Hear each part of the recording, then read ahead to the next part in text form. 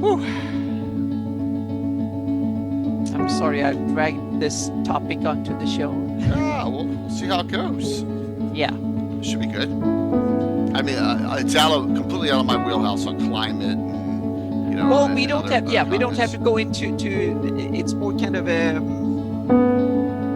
open up the. I want to open up people's mindset to stuff, so to speak, so they can kind of start thinking about the possibilities if they want to, and then they should decide if they ever want to go there. A lot of I'm with you, Jay. I've adventured for like 40 years in Greyhawk almost, and I've never been outside the Flannies. I haven't been to half the Flannies, so yeah.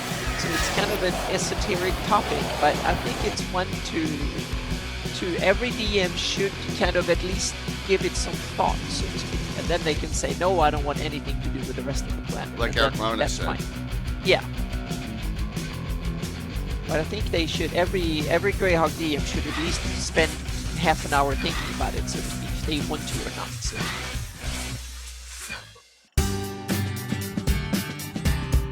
Yeah, I mean, true that, 100%. Yeah, because it's dumb to dismiss something without thinking if it's something you want in your game or not. And there are good reasons to have it in there. There's a lot of good reasons to not have it in your games too, depending on playstyle and ambitions and whatnot. Good evening! Yay! Good. Yeah, we can hear Jay too. Well, that's good, you can hear us. So I got everything set up right tonight. That's a good thing, so. Woo!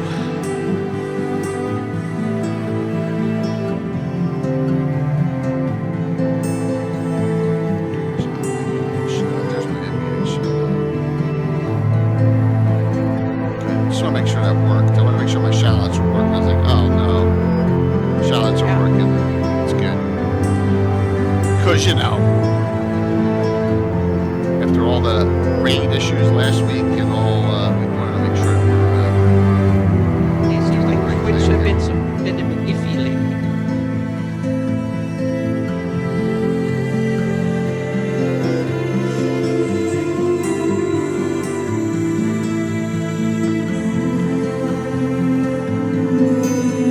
Awesome.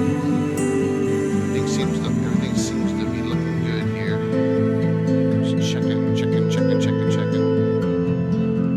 Looks good. Hello. Yeah, I got to adjust it. So, and we're just BSing. So, I'll make sure I adjust it down on the next screen here. This one should be low. Yeah. Because then you got different ads coming in. They're set at different sound levels, and yeah, it's kind of. Did I get those all? No, I haven't found them. I think you mean the 3 for I have Winchester's Bulwark. I think they're on my son's machine because they're not on my Terra storage. I think that's where they are. They weren't. So I'm gonna have to download them off my son's machine onto my drive, then re-up them onto my machine, then re-up them to YouTube, and that's because of the size. They did not compress well for Twitch back then. You're looking. I will get them up. I promise. It's a matter of when with everything going on. You're looking at 10 gigabytes each, and I gotta upload all them to YouTube, and so they take a long time. Normally they just get exported from Twitch right to YouTube. When I gotta do a manual upload, they take forever. I will get them up though, I promise. I gotta vote. First of all, I gotta look at them, but I'm almost positive they're on my son's machine. What's up there, Patrick? No my zagging. Everyone good tonight? Yeah, I promise to get them up there. Just gonna give me a little, because I know it's at least 3. One of them may be broken into 2, so it could be as many as 4 uploads, which is not a big deal. It's just time consuming. I may be able to start doing it on Thursday. On Thursday when I I'm sorry, Friday when I'm working in my home office. So maybe we'll do it on Friday. Start getting into it. But tomorrow I'm out all day for work before a stream. Then I got a meeting for my son because he got into advanced math next year. So I got a meeting at the school at 6 and my stream's at 7:30. So that'll be fun. Yeah. Tomorrow's I'm running around all over the place, but so All of a sudden, I have a lot of other stuff. I'm going to have a photography seminar tomorrow, so I. Oh yeah? Yeah, so I've been prepping for that. For With a couple who? of days. Oh, it's Orange County Photography Club. So Oh, cool. Yeah, action That's cool. photography and stuff. So yeah, it's Very, very cool. Good to hear. down in Orange County, so it's kind of a bunch of aviation nerds and others who wanted to love to take action photography. Nice. Yep. So I've been prepping for that. So Speeding? What the hell's speeding, man? speeding. I only go 90 and 65 zones down on the Jersey Turnpike and the PA Turnpike. That's not speeding, though. Yeah, you only go 20 miles faster Nah, than everybody else. It's not speeding in the Northeast. People going by me at 110. It's like the Autobahn. Wow. Oh, yeah. Yeah, people around here, they usually keep it below 80, 85. Like that. I don't think that I don't see a lot of people do more than 85, 90. Yeah, at the tops. No, I'm not Cool traveling here. far. I got me corporate meetings tomorrow in my corporate in my office. So It's LA traffic too, so you're glad if it goes 50 times. oh jeez, yeah. I hate traffic jams. It's one of my life pet peeves. Traffic. Yeah, I'm so glad I don't have to commute. That is a terrible thing. So.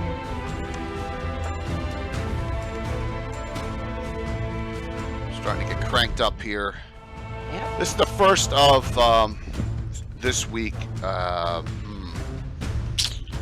streams in 5 nights. 5 streams in 5 nights, and 5 streams in 5 nights and 2 on Saturday. So the only night when not streaming is Friday. So 1 tonight, 1 tomorrow night, 2 Saturday, and 1 Sunday. So yeah. Double header, well, yeah, there'll be a 5-hour break between the ones on Saturday, but it's cool. Definitely will be cool there. Oh my gosh, only 7:52. We burned through them that quick. Jeez.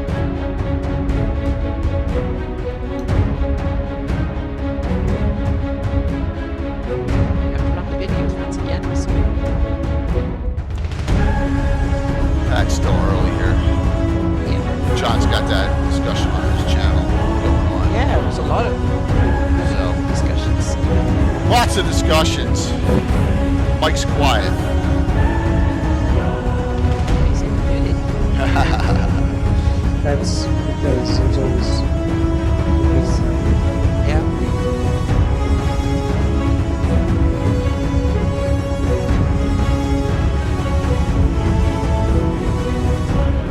$35 subscription. Yes. That's almost as long as it gets. 35, 36 months, 3 years coming around. It's crazy, isn't it? Crazy.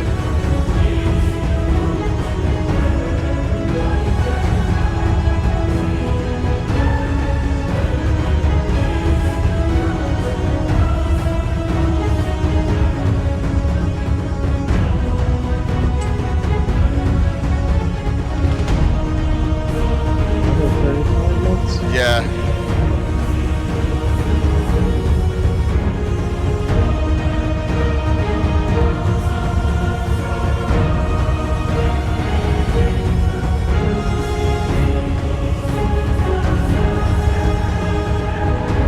I can't.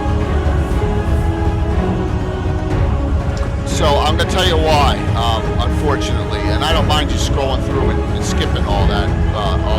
They get uploaded from Twitch, right from Twitch to YouTube. So I'm not downloading them, and I'm not saying I'm gonna be lazy, but I just can't, man. It would take that's hours. So I'd have to download it onto my machine, edit out the front ads. then re-upload them to YouTube, and then make all the edits there. We're talking that's just time I don't have, unfortunately. But I appreciate the question on that. But it's not feasible, with all the other stuff I got going on. I know it stinks to have 5-6 minutes of ads on there, but just I would just scroll right through them, unfortunately. Yeah, cutting that out would be nice, but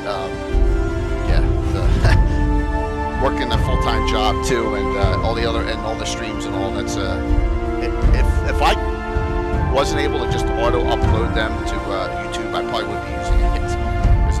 I spelled discuss wrong. There you go. There's an error. I spelled discuss on there wrong. I gotta fix that. That's gonna drive me crazy. Yeah, but it's good that you do that because I have so many typos everywhere. So I'm so glad that someone else is having typos. Yes. The Earth. The Earth. Wow, this is gonna be interesting one of these discussion episodes tonight to start the week off. Yeah. Yeah.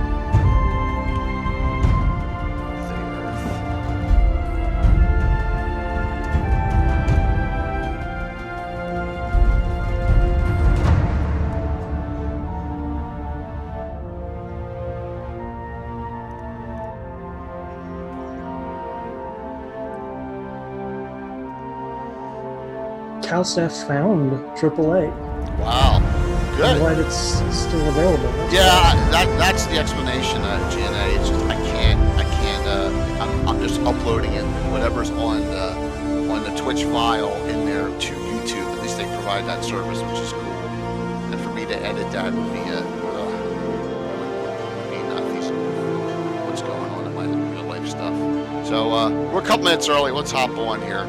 So I'm trying to get our buddies. There's an argument going on Cannon Fire right now, and I'm trying to get them on to explain what the heck they're talking about. Yes, Dan, we are an old school group. You got it, old and new, but I'm old, and yes, I'm old. We're all old, right, Anna?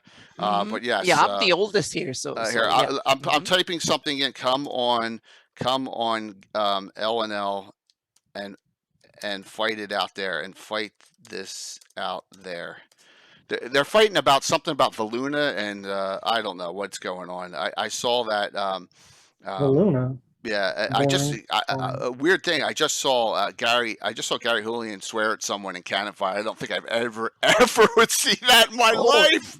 Wow! Someone must have done something really bad. Yes. So good evening, everyone. I'm J. Kid Lorgazummer. We got with us the great Anna Meyer and the wonderful Greyhawk Mike Bridges. Is that what it is, Jason? Oh my God! Oh, nothing to see here. Okay. It's like, wow. I saw Gary with I was like, uh-oh. I'm staying away from that. But hopefully everyone's well tonight. We are cranking things up here. This is the first of 5 streams coming up in the next 5 days. So 1 tonight, 1 Thursday, 2 Saturday, 1 Sunday.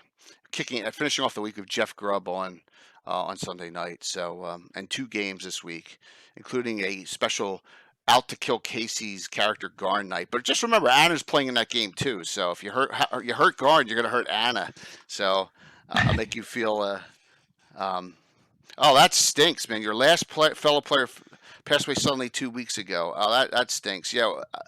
Well, if you're new to the stream, it's been 41 years of the campaign, but I started playing in 78. One of my players is from 78. 2 are from 80. One's from 83. One's from 86. And the rookie's from 92. And that's Bill the Master Crafter. So there you go. What's up, Dave? Good to see you all on. So, hope everyone is well. We're going to talk about tonight. Maybe this is almost like a pre-map making, kind of. We're going to talk about the Earth tonight. So Anna, let's talk about your idea for this show and where you want the direction to be. Well, yeah, I realized we talked about Greyhawk in so many aspects, and since I kind of started to map the planet, I thought that we should dedicate at least one show to talk about the planet as a whole and try to put Flannies in its perspective. And at first I thought hardly anyone is interested in it, but when I started making maps of the whole planet, I got so much response all over the place. I realized there is an interest in the Greyhawk community, and also a very diverse amount of opinions and ideas for what the planet is. And that's something we need to keep in mind for this discussion.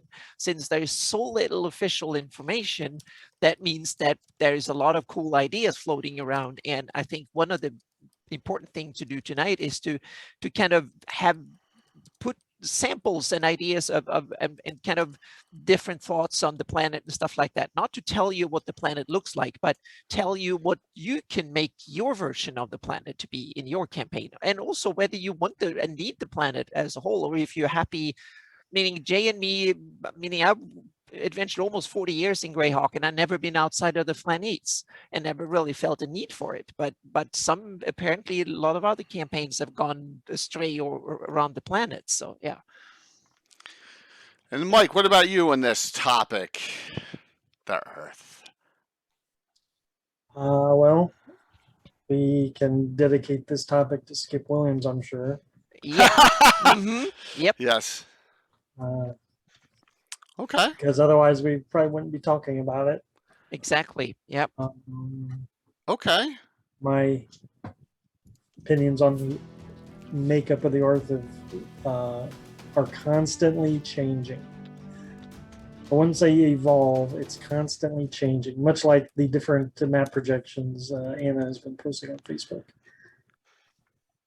And that's a good thing, right? Having some good I'm changes. actually very emboldened by the different opinions out there, like Anna was saying, in the fan community. I'm a little emboldened by seeing people do some alternate continental maps, because at this moment I'm not too crazy with the status quo map.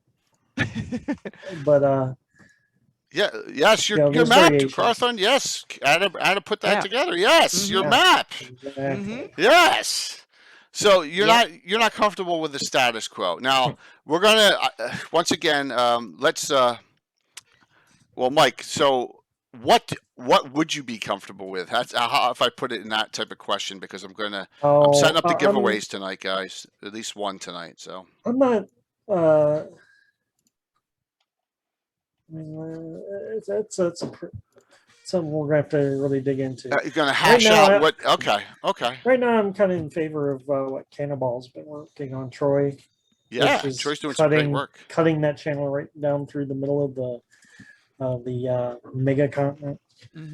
I think it's just too big of a mess, and I'm not saying it's unrealistic.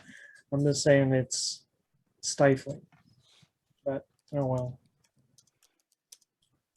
Okay, fair enough. You touch on some of the interesting topics, and let us first just talk about a little bit what we have in the form of published material when it comes to Earth. So people who are new to Greyhawk and stuff, who haven't been in this discussion for 25 years too long to figure out. And to be honest, we have in the glossography, there is one little map that adds a little bit extra apart from the Darlene map, in that shows the latitude.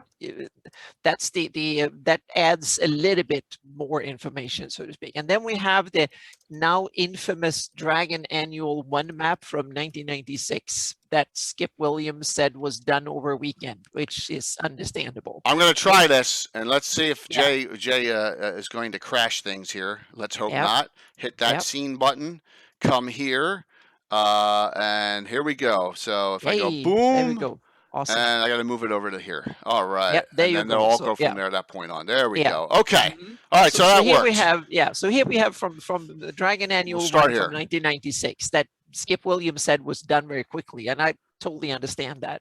And there you have what have been labeled by a lot of people in the Greyhawk community the cow skin.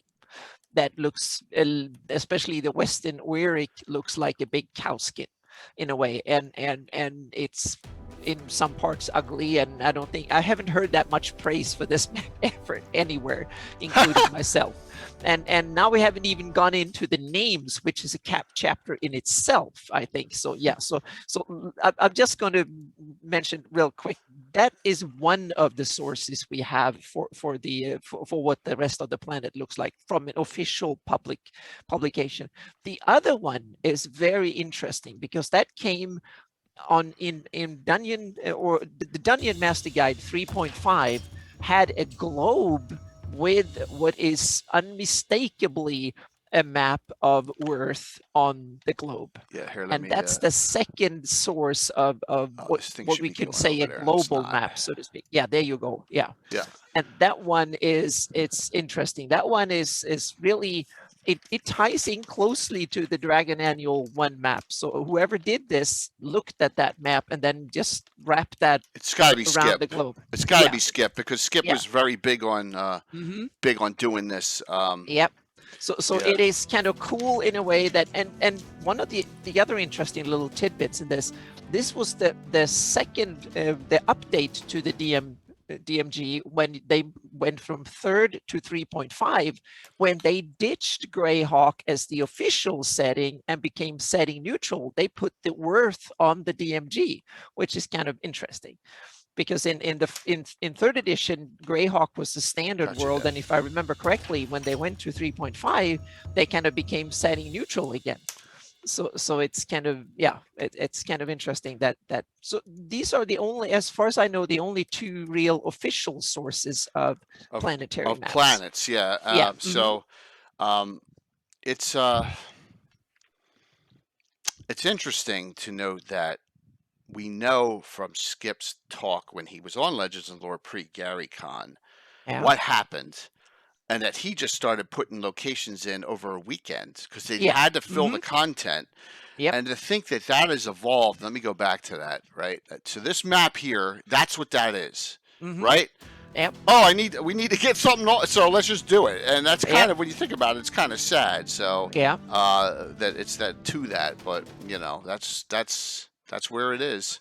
Yeah, because there are, now we can go into other little tidbits, because there are some other earlier tidbits that Gary added into his stories and descriptions. So he added the far west, south of the Becklun. Now I need to hang on a second. I need to open my map. I should have been all prepped for this. I'm sorry.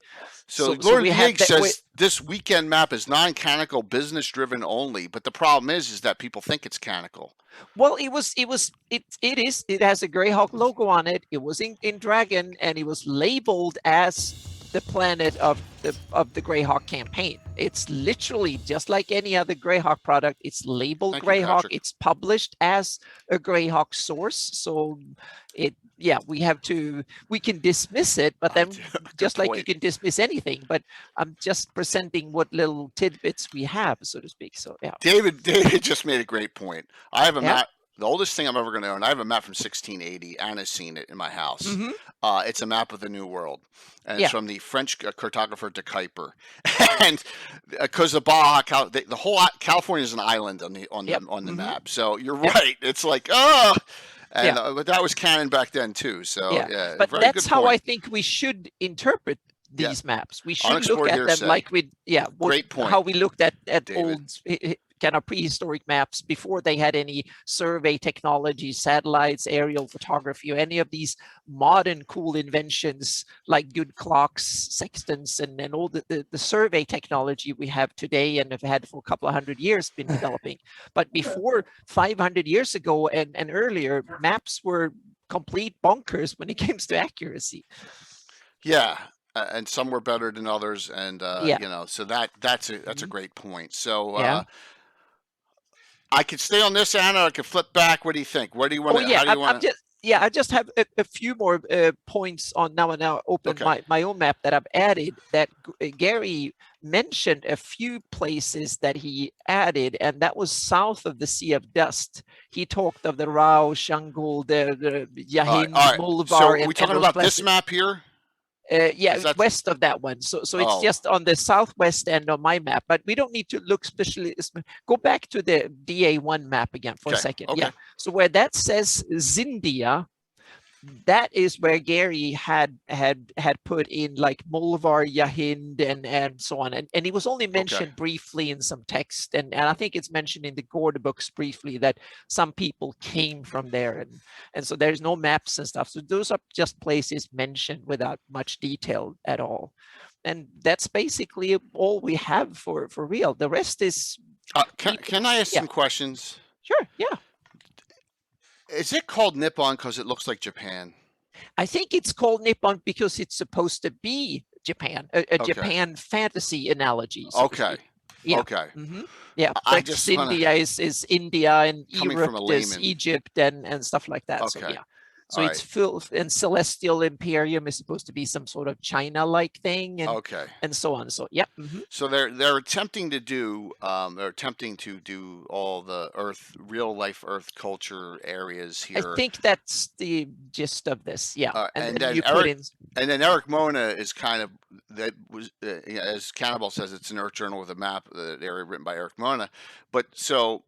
And then Eric is successful in Paizo in creating a lot of adventure paths that have that, right? Whereas Greyhawk really didn't get to it.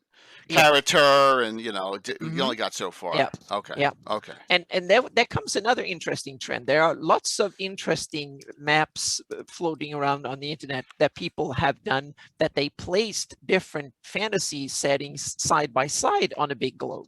You have Forgotten Realms, you have Dragonlance, Greyhawk, Tolkien, Middle Earth, whatever, so to speak. And I've seen several different maps that are these kind of gigantic, exactly, things like that. You just pile up an enormous amount of continents and make it into one enormous map where you can go around. And if you want to have a campaign that has it all in one world, that's the way to go, so to speak. So you can that's one extreme in taking this. And then we have the other school that goes the complete opposite way.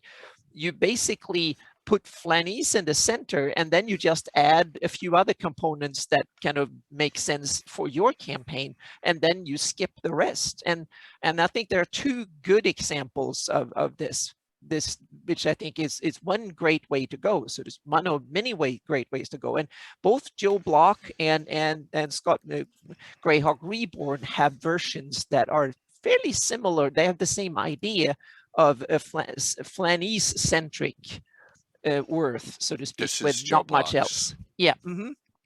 Okay. And yeah, so which is clearly inspired by the Dragon Annual map. It's just that you cut away a lot of the non-essential bits for you have Flanies and its immediate surroundings like Hipmona Land and Celestial Empire and the Baclunish West and a little bit up in the north and maybe something in the south, and that's it. Okay. Yeah. So that's one school. Yeah. So that's one school that has a lot of adherence, and I would call it the Flanies-centric model, and it depends on what your ambitions as a DM is and with your campaign.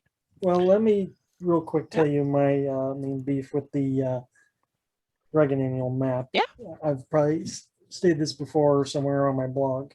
In the folio, in the box set, Gary Gygax says that the Flannis is the Eastern Orc. It's a guide to Eastern Orc. Yeah. So we assume then everything that's in the inset, like Backlunish Lands and Westward, is Western Orc, right? So when the Dragon Annual comes out, what we find out is that there is a East Central, a West Central, and a Western Orc, and maybe a Southern and Northern Orc. Oh yeah. Where does Orc end, right? That's my gripe. Yeah. Oerth turned from being a kind of made up to the half. Flanies went from make up half of Oerth to making up about 20% or 15% or something like that. It's like Europe versus Asia, kind of, and even more extreme in some ways, because Oerth, if you, depending on how you interpret the DA1 map, but it can be, and also if you look at the globe on the Dungeon Master's Guide, then Oerth is enormous. It goes from the polar region to the polar region, north to south. So then it's even bigger than that. So is there, as we had a question from Dwayne Costa, a Dragon Empire? Yes, there are several, I think, All right, this hints to Dragon Empire. So go back to Dragon Annual 1 map again. Sure. And there are some, kept that there one should be a one that is, yeah, there you have a Dragon Empire thing in there. So, Oh, and the so Dragon Islands, you mean? Is that, yes. Yeah. Okay. Mhm. All right. So it's Yep. smack dab in the middle of the map too. Yep. Yep. You have Dragon's Island, it's called. So I don't know, but I assume that it's a dragon. And let's see if the text had anything to say about the Dewey Cawthorne says the Draconic Empire of Lynn too, which is okay. yeah, There you have it on his map too. Yep. Yeah. There's a lot of dragon cultures to the west.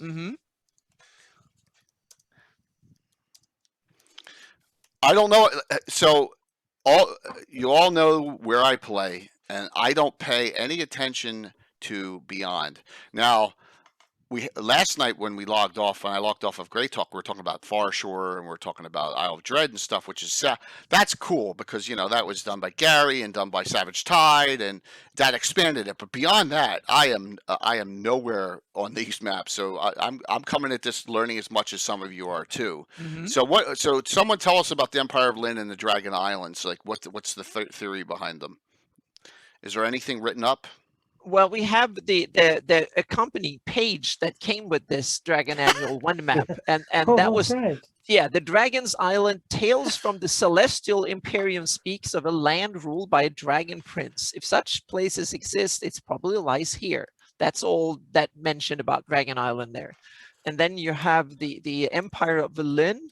A sea of burning sands filled most of Oerth's western end. The fabled city of Lynn, perhaps settled by seafarers from the Flanese, have grown rich from coastal trade and the desert's mineral wealth. Okay. It's kind of interesting. They are 2,000 miles from the ocean, and they grow rich from trade. So there must be some large rivers. There must be like Nile-sized rivers. Yeah, I mean, think about it. Yeah. One river the size of the Nile or the Amazon, and it's solved. So you can have. Or even we don't know any of that. We know a little bit about the mountain ranges ranges from the Dragon Annual map here. Lynn is only mentioned in Dungeon Magazine.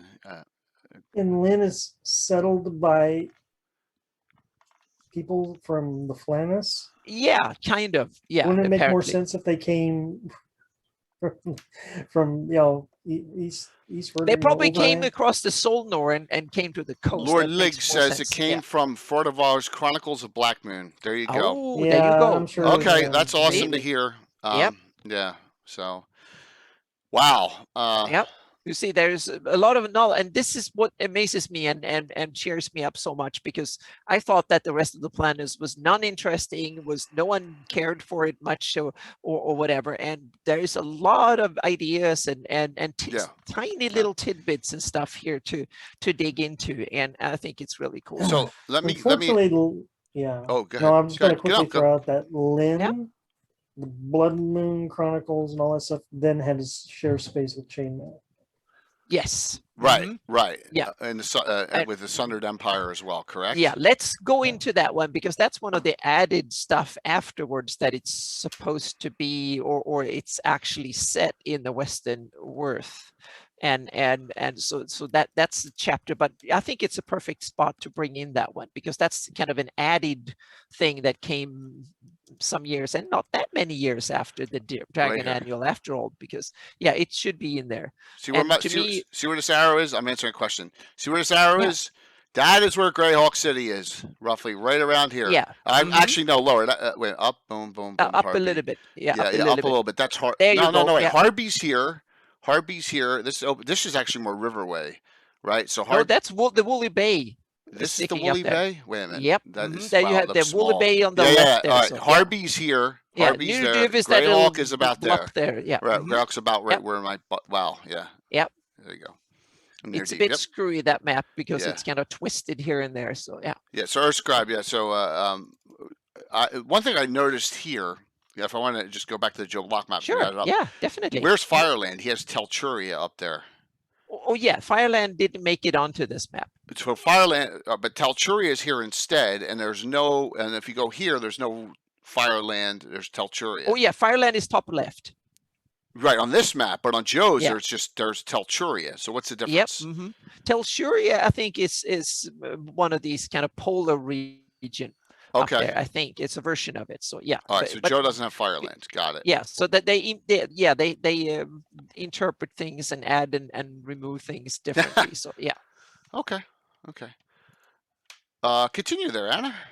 Yeah, so we have the empire of the Sundered Empire map, and Sure, I got that's that. one of these kind of interesting maps. And I must give the caveat, I didn't dare to say it when Chris Promise was on, is one of the worst world maps I've seen in a lot of ways. It's kind of it's yeah, I don't like it, unfortunately, much at all, because it's all the stuff that is are on it are way too big. They get the sense that this is a small place, but it's in every sense it's huge. It's like a map of Asia or something. It's enormous, and even though those mountain ranges are hundreds of miles wide, and even if they are, everything gets a sense that it's something that is the few hundred miles across maybe, and those forests are as big as France or Spain or even bigger.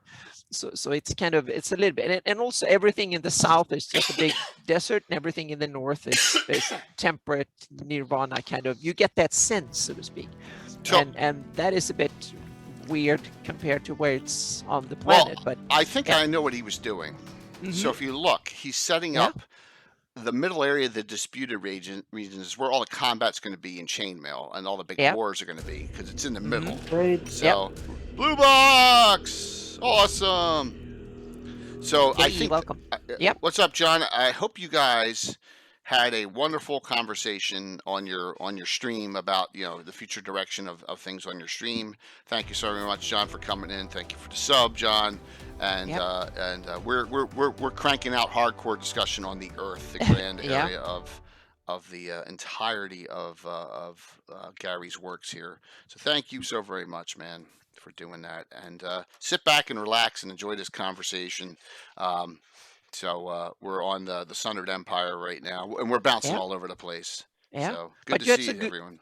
yeah, you Good, had some Anna. good points, Jay. You had some good points. So please continue All right, that. so Yeah. my guess is this disputed regions was going to be the combat area for chainmail, right? For Mhm. scenarios, because they got every single one of these kingdoms touches it, right? And so the Southlands, I guess Chris is like, I'm going to add on to that later on. This is just my guess.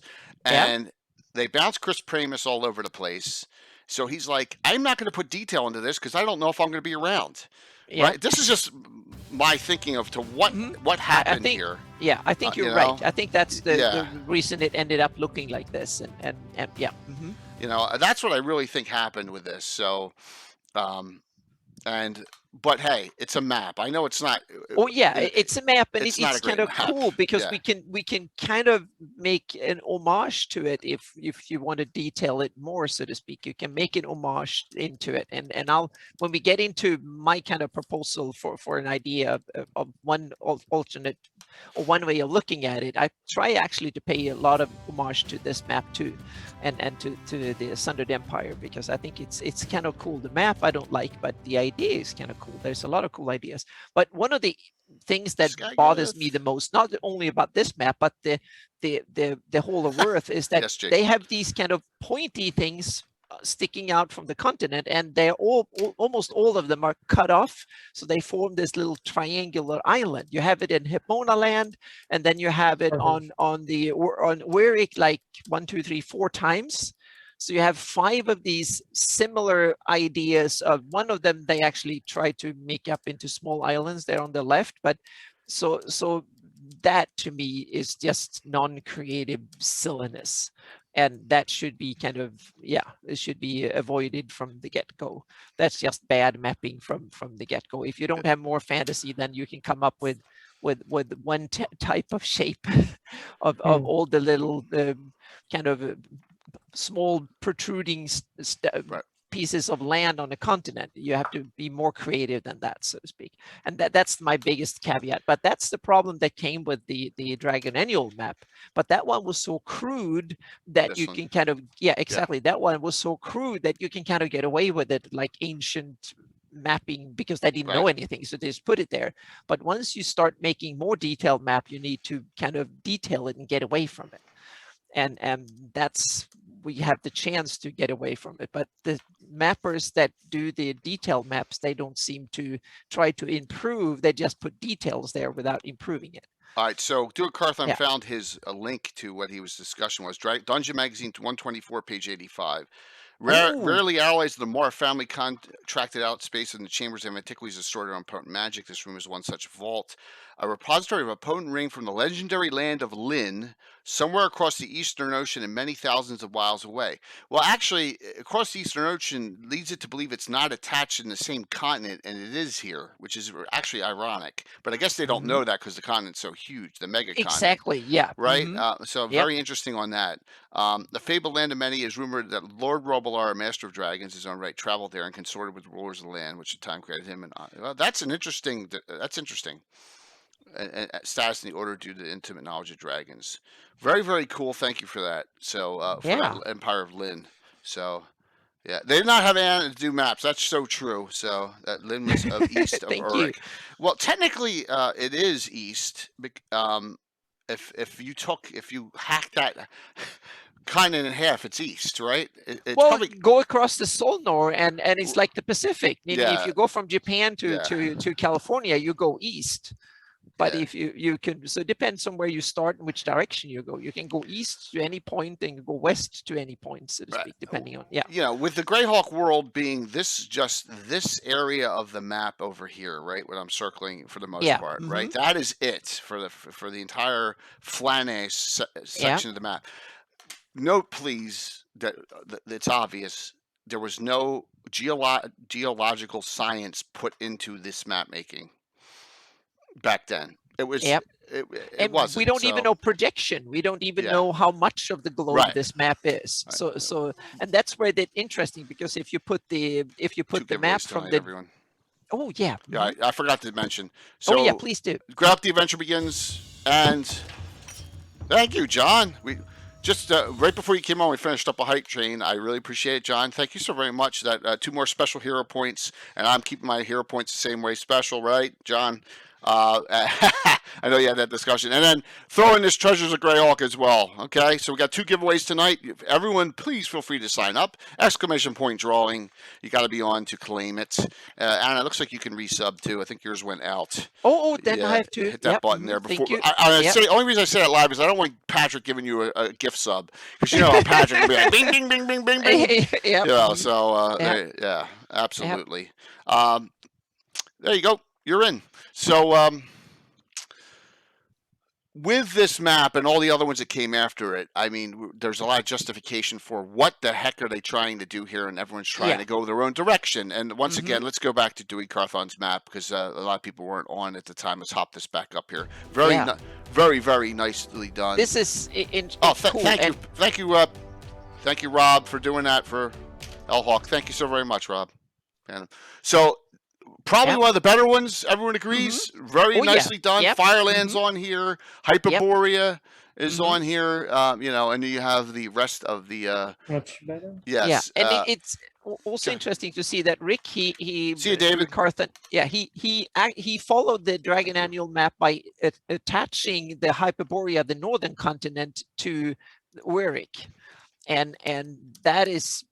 And had all these mountains going in north there, so to speak. Almost everybody else is trying to dislocate the North Pole region from Oerth to make the ocean flow there, so to speak. And it's kind of, it's interesting. So I kind of like that idea. It's kind of cool to have a land bridge north. We don't have that in the real world, and it's kind of interesting to have it. Lots of detail done in this, and a lot of expansion of. I like how you have the Republic of Ishtar. That's the one I like. I like that. Exalted Imperium of the Crimson Throne. Some neat. Yeah. So we got a different take on this, and so Zindia is kept in the Polynesia Sea. All the Pearl Sea. That's the other interesting aspect to this, that almost every map so far have been concentrated on the political side of things, meaning they have labeled it, meaning you have the Orkreich, you have Zindia, the Celestial Empire, blah, blah. All the different areas have been run by someone or something, a culture, someone, so to speak. So it's been kind of an inhabited, somewhat civilized planet, basically across the board, which is kind of interesting, and that's definitely not a wrong approach. That's but it seems to be the most common approach, that you simply assume that something have colonized everything across the planet. Almost everything is colonized by someone, and there's various empires and whatnot across the planet. And so when I did I want to stay out of that political discussion. That's one of the few political discussions in this world, and another I try to stay out of. I try to stay in as many political discussions as possible. Everybody who knows me know that. But this is one that I'm actually trying to stay out of, because I want to present what the planet looks like, and then people can put whatever empires and civilizations they want there, or not, so to speak, as their campaign needs. I was just responding to a question there. No, I did not, Canadian. I did not. And Jason Savoda, that's interesting. No way to save the DR1 map. Yep. No, I right, tried Jason. to prove that there actually is a way to try and save the DA1 map. Yeah. So it's kind of, but it's, so we have these kind of ideas, and most of the samples are centered around placing interesting empires and civilizations across the planet. And so that seems the most mappers and DMs perspective on the planet is to place cool empires and civilizations across the board. So mountain energy planes. So we're going to get into climate. Anna's got some great climate maps going on and some ideas on plate tectonics coming up, correct, Anna? That's coming. We're just talking about the grand geopolitical structure and history at this point. That is coming, and that, I think, I can't wait for that part of the discussion as well. So, Mike, what's worth saving? Or is it just, hey, just develop it however you want? What do you think? Oh, yeah. I mean, a lot of the guys done a great job in justifying. That's all we can do. When something gets published, then we just justify why things work the way they do. And then it's fun doing our little alternates maps as needed. I'm with you, Jay. I have not played outside of at least the glossography, because I do a lot of South Sea stuff. I like the islands that are, I just like pushing the boundaries out a little bit. Some of the stuff on the fringes of the Sea of Dust and the Paynims, or maybe, when we get that little push on the rest of Hetman land. So, I mean, it can all stay, but right, everyone's going to use their own. Yeah. And if you look at this map, I mean, so Anna, this is the equator where this equator comes into on Earth, correct? Exactly the Earth reference, and it is, and it's one of these. I forgot exactly what projection it has, but the interesting thing is that when you put and it's kind of an interesting map that is well done in many ways. The problem is that it doesn't concur at all with what's published in the Greyhawk setting book from '83, because the map and glossography gave us the latitude, and the equator goes through halfway through Hepmona land. So so this equator is not correct. This is just a landmass comparison. Yes, exactly. This is not the right equator. Okay. Exactly. The equator is correct for Earth, but not for Oerth. Okay, sorry. It's kind of screwy because we have the equator from the Flannies from the '83 box set. Got it. And the equator goes through halfway through Hepmona land. Hepmona is roughly. So the equator goes through right here. The equator goes right about exactly. there. Yes. Right about there. Yep. Okay. That's that's where. Yeah. But then we have if we go from what's published in the Greyhawk '83 box set, and then try to take the Dragon Annual map. Only if Dragon Annual map is straight, we can do that. But if it's twisted and screwed, then we don't know. And if we look at the globe from the DMG, then we're way bigger than we thought. Then it's so big that it's ridiculous because it fills the globe. So I kind of I didn't make it that big. I actually assumed that the Dragon Annual map was roughly right in size proportion, so to speak. And there's some interesting tidbits. Go back to the Dragon Annual map, and there's some interesting tidbits hiding in it. Look at the down right and the down left. That's where you have what I think is mentioned by Gary and in early Dragons as the Great Southern Continent. It's not over here in the right-hand corner? Exactly. You have an outline there, and then you have it on the left. You have it outlined. Wow. Yes. Here and that's here. the one that Rick Miller, Drew Carthen, put on his map. He took that outline and made it into a continent on his map. There it is, Antaria. There you have it. Yep. Okay, there you have it. So, got it. Yep. Very cool. Yeah. So there was some just a few scribbles on an early published source can make it into become more and more, so to speak. So and then we have another continent that is not mentioned anywhere, but it kind of belongs to the planet anyway, and that's Frank Mincer's Imperia, Aquaria, or whatever it's called.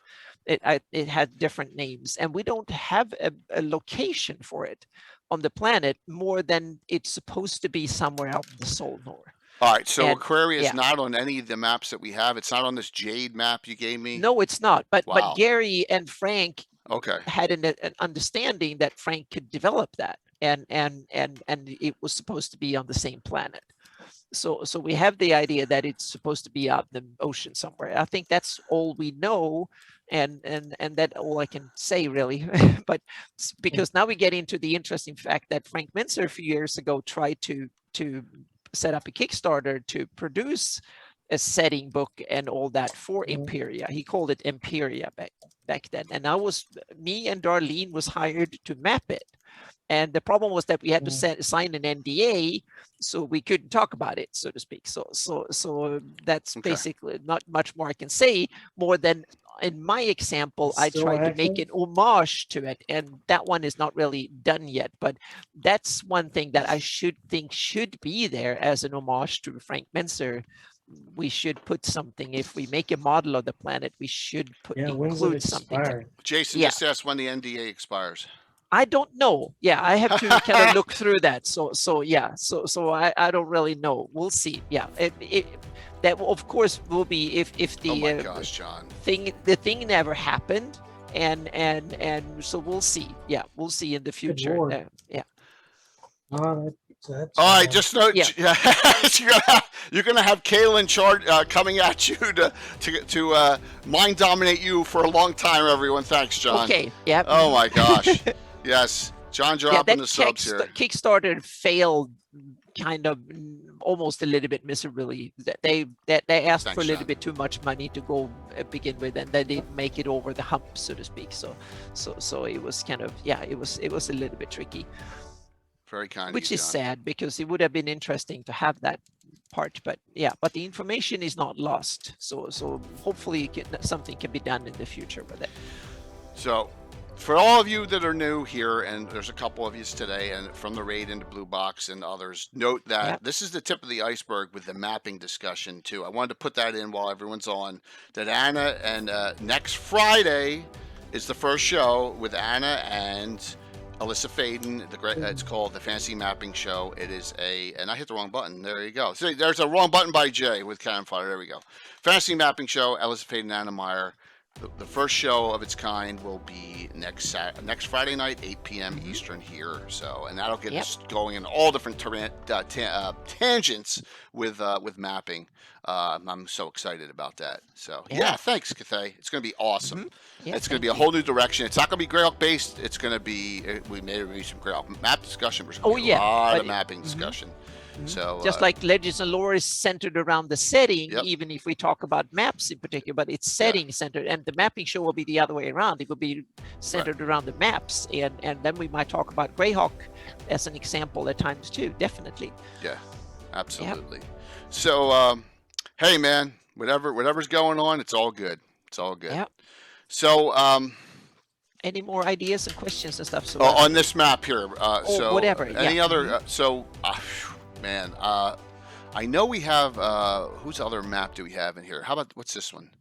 Is that a? Yeah, that's Joe that- Block's Oh, first that's a Joe- kind that's of mhm, Okay, that's a Joe Joe Block. Block It's really first cool. He iteration of put a that map. on his map on his website a few years ago, which Okay. is a Darlene reincarnation of the Dragon Hex Annual by one map. hex. Hex by hex. Yeah, So how long did that take? I That's think kind he of, used Several a months. special tool to Wow. make it, so to speak. So hopefully not that many years or that much, but it's interesting. It's kind of true to the DA1 in many ways, except that the fact that he opted for the Wild. non land bridge connection to the insane. North continent, so to speak. He skipped that so the ocean can flow, so you can actually go across the Flannies or across Weirich, the northern way, so to speak. And the Dragon Annual map seems to cut that off with the mountains and stuff. So but he opted, like most mappers that done their versions of the planet, they seem to opt away for it. They want to have a northern passage, so to speak, across Weirich. So it's kind of seems to be what most DMs want to have in their campaigns. So,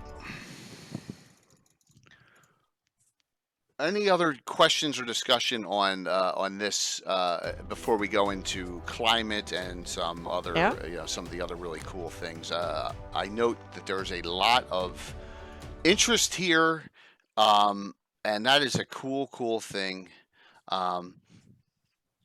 Yeah, land bridge was only supposed to exist for part of the year. That's kind of interesting, because you have up in those regions in the winter will be frozen over. So the Dragon Annual map might actually be, well, it looks to me like it's a land bridge, but it might actually be ice with some, might just be some mountain islands sticking out of the ocean, and in the winter the ocean around it freezes over. That might be. And so there's a lot of interpretation that needs to be done here, because it's basically like looking at a map from 3,000 years ago of something, and then don't have the real world to compare it with. So if you look at one of these early map from antiquity without knowing what the world looked like today, that's basically where we are. So you can interpret it one way or the other, and that's the cool thing. It's up to be interpreted. I think that's the whole point. You should interpret it to fit your game, so to speak, how you like it to be. I think that's something to. All right. And Imperia is not on the Dragon Annual map 1, as far as I can see. No, it's not. So Big Mac wants to know if Polari is a continent or floating ice. That's the interest. I want to have it as a continent. I think it would be kind of cool to have it as a continent. Yeah. So I want to have them as continents, because they are just outlined like the other continents. So but you can, that's just up to interpretation, so to speak, meaning no one probably knew back when they did the map, meaning in the real world it took until the 1950s or 60s before we could actually know what the land under the ice looked like in Greenland and Antarctica. We had no clue on what that looked like up until like 60, 70 years ago, or maybe even 50. That's when we had ground ice penetrating radar that was powerful enough, and we knew to actually go down. We could go in submarines under the ice, etc., and log it. So before then we had no clue. So people in 1900 didn't know what it looked like. We got an awesome question from Lord Yiggs, and I want to know this, and maybe Dewey Carthon knows this, or someone else. Yeah. The Falx series of the most expensive modules from the RPGA you could ever get, the R1 through R4, which is actually Egg of the Phoenix. Is that on this map anywhere in this Imperia? So I don't think so. Yes, yeah, the Falx, right? Yeah, but that's it becomes Egg of the Phoenix. The R series probably knows that more than I do. Yeah. Never read those. All right. Well, I ran them. It's on my wall of fame. I ran it one time. Then you know more about them. So do you have any clue where they're actually set? Or they're Dewey supposed Carson to says be? no, they are not. They're not listed Okay. on the map anywhere. Okay. Yeah, All right. that's what I thought, but Yeah. others know that better than I do. Okay. Yeah. The R modules were supposed to be Aquaria, according to Jason. Ah, okay. Mhm. So, all right. Yeah. Right. So wait a minute. Yes, R14 map at EN World, according to CalStaff, an atlas. So, so we got yeses and nos. Okay, you see, this is so the typical. part. It's a This great is question. so cool. Yep. You know, this is I so put it in cool. Greyhawk. I put it in Greyhawk. Yep. I think I put it. I think I put it in That's an awesome Valuna link. because nothing goes on in Valuna. I think I put it in one of the towns in Valuna. Okay, then. Yeah, But this when I is so did cool. that. Thank you so much for that link. Yeah. Hang on a second here. Yeah, that was Dewey Cal Carson. Steph, thank you for that Yeah, link. I'm going to so- yep. some links there. Absolutely. Yeah, debate, which is a good thing about this. It provokes some thought as to some of the ones that where are they? You know, because we all know where Keep on the Borderlands is, and we all know where Isle of Well, Dread we is don't now. we're not even sure about that. There are different ideas Well, of where to yeah. put that. we know so- enough. We know, Oh, yeah, you know, but we yeah, don't. we have This is a good question. Yep, So, that's great. yeah. So yep. yeah, I'm gonna try. I don't want to risk it yet. There, downloading from the Discord chat link, saving the file, and then putting it up here and not crashing things. So at the end of the stream, I may risk it. You know, because I got Discord up on Yeah. my laptop now. So because I got so many things open. Yeah. But debate creates fun, and that's a good thing. Good debate creates fun. Yes. yes. Yes. But that's a real good question. Absolutely. Yeah. All right. So let's go. How you want to handle the current plate tectonics, Anna? And you just tell me what. Tell me what to throw should we up. go in? Go ahead. Put the. Hang on a second here. We have the. I'm going to open the. So we have. Rob, Gary never annexed Egg of the Phoenix or was interested in annexing that one. Yeah. No. So go into. Just let me know where you want me to go. Yeah. I'm just going to get the. I got the climate ones. I got the current ones. I got Earth. Yeah. Take the Earth tech. We have Earth the Text 39.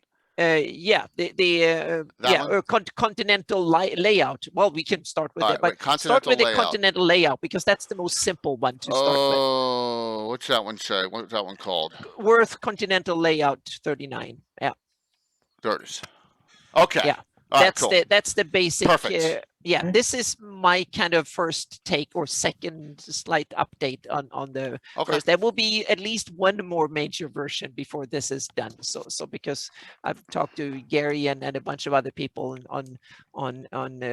we chatted on Discord last week, and there was a lot of good ideas for improving it. But so this is basically my try to I've taken the main inspiration from the Dragon Annual 1 map, and then I looked at Rick Miller's or Dewey Carson's map. I've tried to add Imperia in here from Frank Menser, an homage to it, and then I have tried to get that cowhide factor or goat hide or whatever hide it is. Try to break up those ugly corners and stuff to make it into a little bit more believable terrain. And there's still a couple of issues, but let's go in that later on the this assumes ice, pack ice. Exactly. Yeah, this is just the land area. Yes. So you're saying the north and south poles are both land masses like Antarctica. Well, that was my interpretation of the Dragon Annual map, and also we have to realize this is equi-rectangular projection.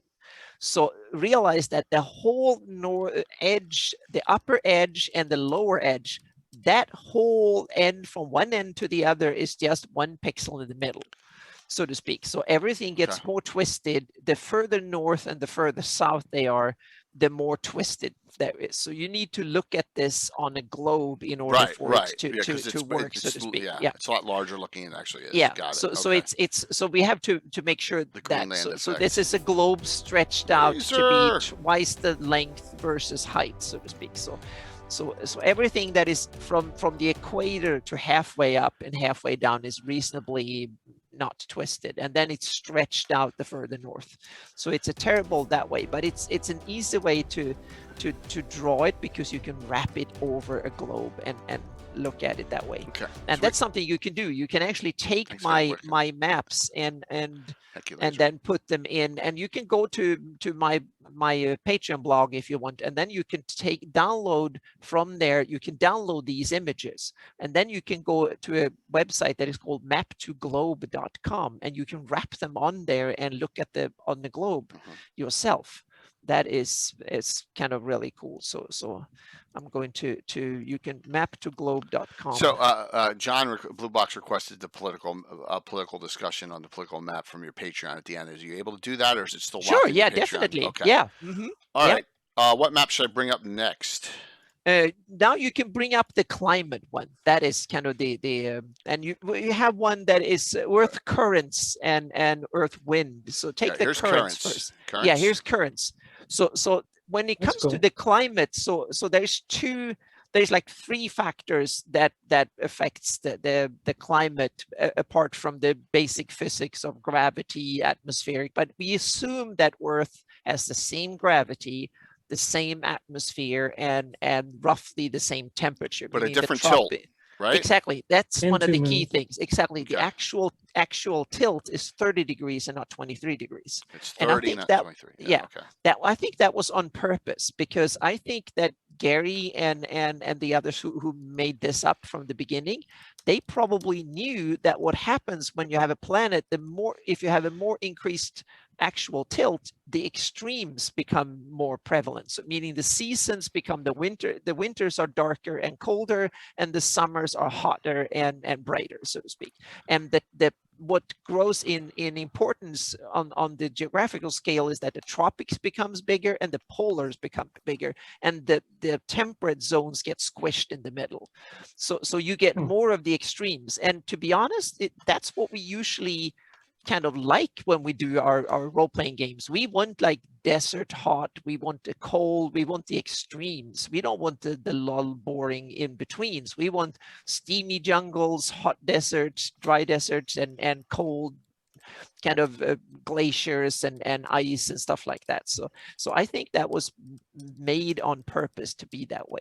I think that was something they knew about, and they designed it that way. All right, so you got your currents here, and that should tie in somewhat. Well, here are your winds. Exactly, and the winds and so the currents was something I tried to make sense of from a real world perspective, and the currents are driven by the winds to a large degree, and the winds are also part of simply the planet's size and the rotation speed, and then the atmospheric composition. If you assume the planet rotates, it's almost exactly the same size, it rotates the same speed, and the only difference is the actual tilt.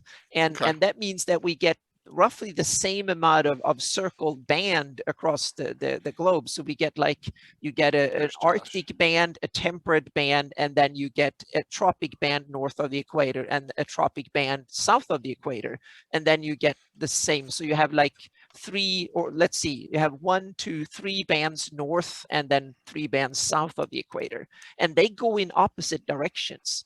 So if you take the winds at the equator, if you take the northern hemisphere, then the winds blow from the east to the west. And then you go to the temperate zone, all of a sudden they go from the west to the east, and then you go way up in the the Arctic again, and they go from the east to the west. So you get, that's why you get these kind of spiraling hurricane cyclones and counter cyclones in the form of high pressure and low pressure areas that wanders around the planet. And you get them in that's why you have around the equator, you get a lot of low pressure areas where you have build up with rain and clouds almost continuously. That's why you have rainforest over around the equator. And then you go about 30 degrees north and 30 degrees south. That's where you have the tropics, the tropics of Cancer and Capricorn, I think. And I see that. And that's where you have the deserts. That's where you have high pressure areas and so on. And then you go up in the temperate and you have low pressure again. And then you go to the poles and you have high pressure again. And that's supposed to be the same on Earth as on Earth. The only difference is that the tropics and the polars are closer to each other than they are on Earth, so to speak. And then you mix the winds with the ocean currents, and then that's when you start getting the climate. And the warm winds carry moisture, and cold winds carry a dry, usually, so to speak. And so that depends on, sorry, that was for ocean currents. So cold currents they make up for cold or for dry weather, and warm currents made for humid weather. And just look at America. You have cold currents along the west coast, so it's dry. Right. And on the east coast, you have warm currents going north, so it's rainy. That's why Florida is twice or three times as rainy as California, maybe even 4 or 5 times, because you have warm ocean water coming up and bringing moist weather with it from the south, from the tropics. But in California, it's the opposite. You get cold currents with dry air coming in from the north, and that makes it much more deserty. So there you have, and there are many of these extremes. And then you have the other thing is that if wind comes from overland, and if you have an offshore wind, it's drier than you have an onshore wind. And since the wind are prevalent in certain areas, and then you have things like if there's a major mountain chain, you get like a rain shadow, and east of the Rockies is way more humid than west of the Rockies, because the Rockies in most areas, they cut off the moist air in the east, and it doesn't reach the west because the mountains are tall enough for it for this to stay. And each one, if you go to Google Earth and look at the Andes in South America, you can see this. If you follow the Andes from northern South America, where you have the deserts on the western side of the Andes, and then when you come halfway down through Chile, it switches. And you have the rainforest on the western, or the forest on the western side of the Andes, and the deserts on the eastern side. And that's where you go from one band of winds coming from the east. And then when you go further south, the winds come from the west. So you get rain shadows from the different sides. There are spots in the Chilean mountains that they say it hasn't rained in, 2,000 years? Exactly. Yep. Which is insane. It's the driest place on Earth. Yeah, the Crazy. Atacama Desert. And that's down south, and that's west of the Andes. But if you go, east of the Andes. But if you go up north, then you have Peru and stuff. West of the Andes, there you have a desert. And then east of the Andes, you have the Amazonas.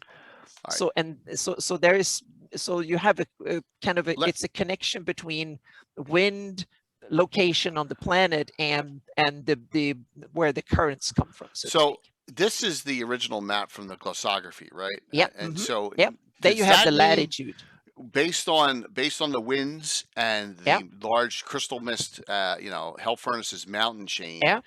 Is the climate on the other side where you have, I assume, the whole marshes, which is very wet, and you have forests like the dim forest and the geoff and all that? Is that correct or not? Well, it's interesting thing. That depends. Okay, because we're talking about this area here. Yeah, everything that is between 20 something to 30 degrees north should be desert. If there were nothing else telling, nothing else, no oceans, you just follow the prevailing winds.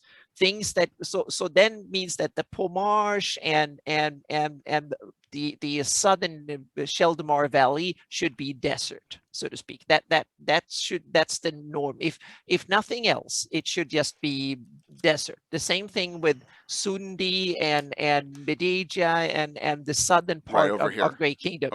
On the east, that should be desert. But then you have two things that goes for it. First you have winds coming from the east over the Solnor Ocean, bringing in lots of water coming from this way. Yeah, and that will humidify the southern Great Kingdom. And then I added another thing. I said that in order to make that area much subtropic instead of deserty, then I added warm ocean currents coming from the south up along the coast.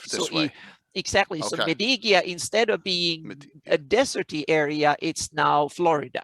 Rather and down there, so to speak. And Sundi now has a climate of Florida rather than the interior of California, so to speak. So it can either be like Nevada, or I'd rather make it more like Florida because that's due to winds, and also you have the Rellamore Bay and the Azure Sea is in the middle of it there. So that means that you get a warm ocean that is warmed up and nice and warm and toasty, meaning there's a lot of humidity coming off it, evaporating off it. And you also have the crystal mist mountains and the barrier peaks, they stopped a lot of that dry inland air from coming over there, which means that most of the air in the southern Scheldemar will come from the Azure Sea that is humid and stuff. So it will be subtropical and Mediterranean rather than deserty. So that's how climate would work in the real world. So actually the Flenies is not that far away from, it's possible, so to speak. It's plausible as from a climate perspective. Yeah. So my question is to Mike too, your area right here, your all area. Yeah. Is that correct evoked devastation had nothing to do with the climate of all? Yes or no?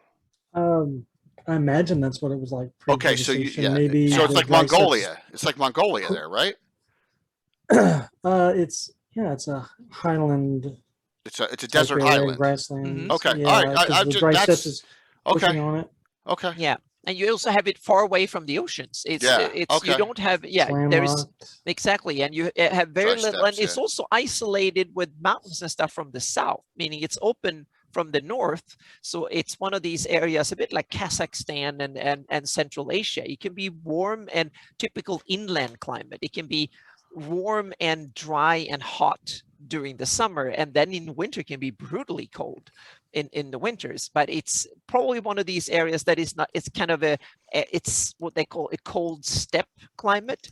So it's one of these areas that will be a little bit of precipitation all year round, and the summers will be hot and dry to very dry, and winters will be cold, brutally cold, and almost dry, so to speak. So not a complete desert, but a very dry place. Okay. So a lot of like Central Asia has a lot of like Kazakhstan and a whole bunch of others are that similar kind of cold steppe, so to speak. That wanted to make sure that like whether it was by chance or luck or by design that most of it makes sense. I know the number one thing you said that doesn't make sense is the bright desert right here. Yeah, but when I started looking at it, to some degree, it actually does, because it is almost, it's just north of where desert should be. Okay. So you don't need to tweak it. And there is a mountain chain here.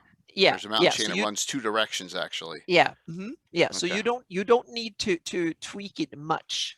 If Bright Desert were placed where the Pomarge is, and there weren't that much ocean around it, it would be desert. I'm probably gonna regret this. Yeah.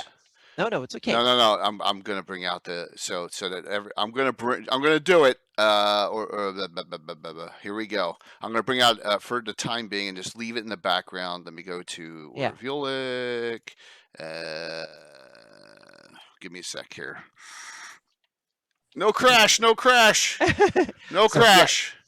Thank you, STV Jester. Thank you. I love that. This is my kind of topic. So, all right. So here's the bright. There we go. Yep. So now you got a little bit of better pictures here if we're talking. Yep. I can always just leave this up in the background. But we jinx exactly. Yeah. Keep this up in the background, and then open up the Oerth climate zones, because that's what we talk about here. So beautiful. So bring that up. Yeah. Let me go back to that will show the overall.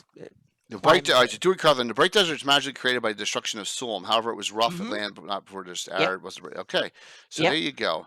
And the cool thing is you don't need to tweak that area much in order to make it magically deserty, so to speak. You just need to tweak it a little bit, which to me makes perfect sense, so to speak. Which one first? Ever 39 or 39 Legend?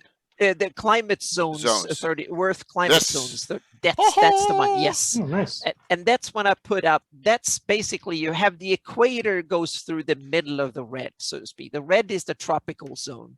So the center of the red is where jungle should be and rainforest. And the northern and southern edge of the tropics, that's where the desert should be. So you can see that just south of the Pomarge and the Onval Peninsula and down in Sundi and the Tilvanot Peninsula should be desert. if it weren't for the Here. fact that they are surrounded by ocean. They have warm ocean currents coming up and stuff. That means that instead of deserty, they will be subtropical to tropical.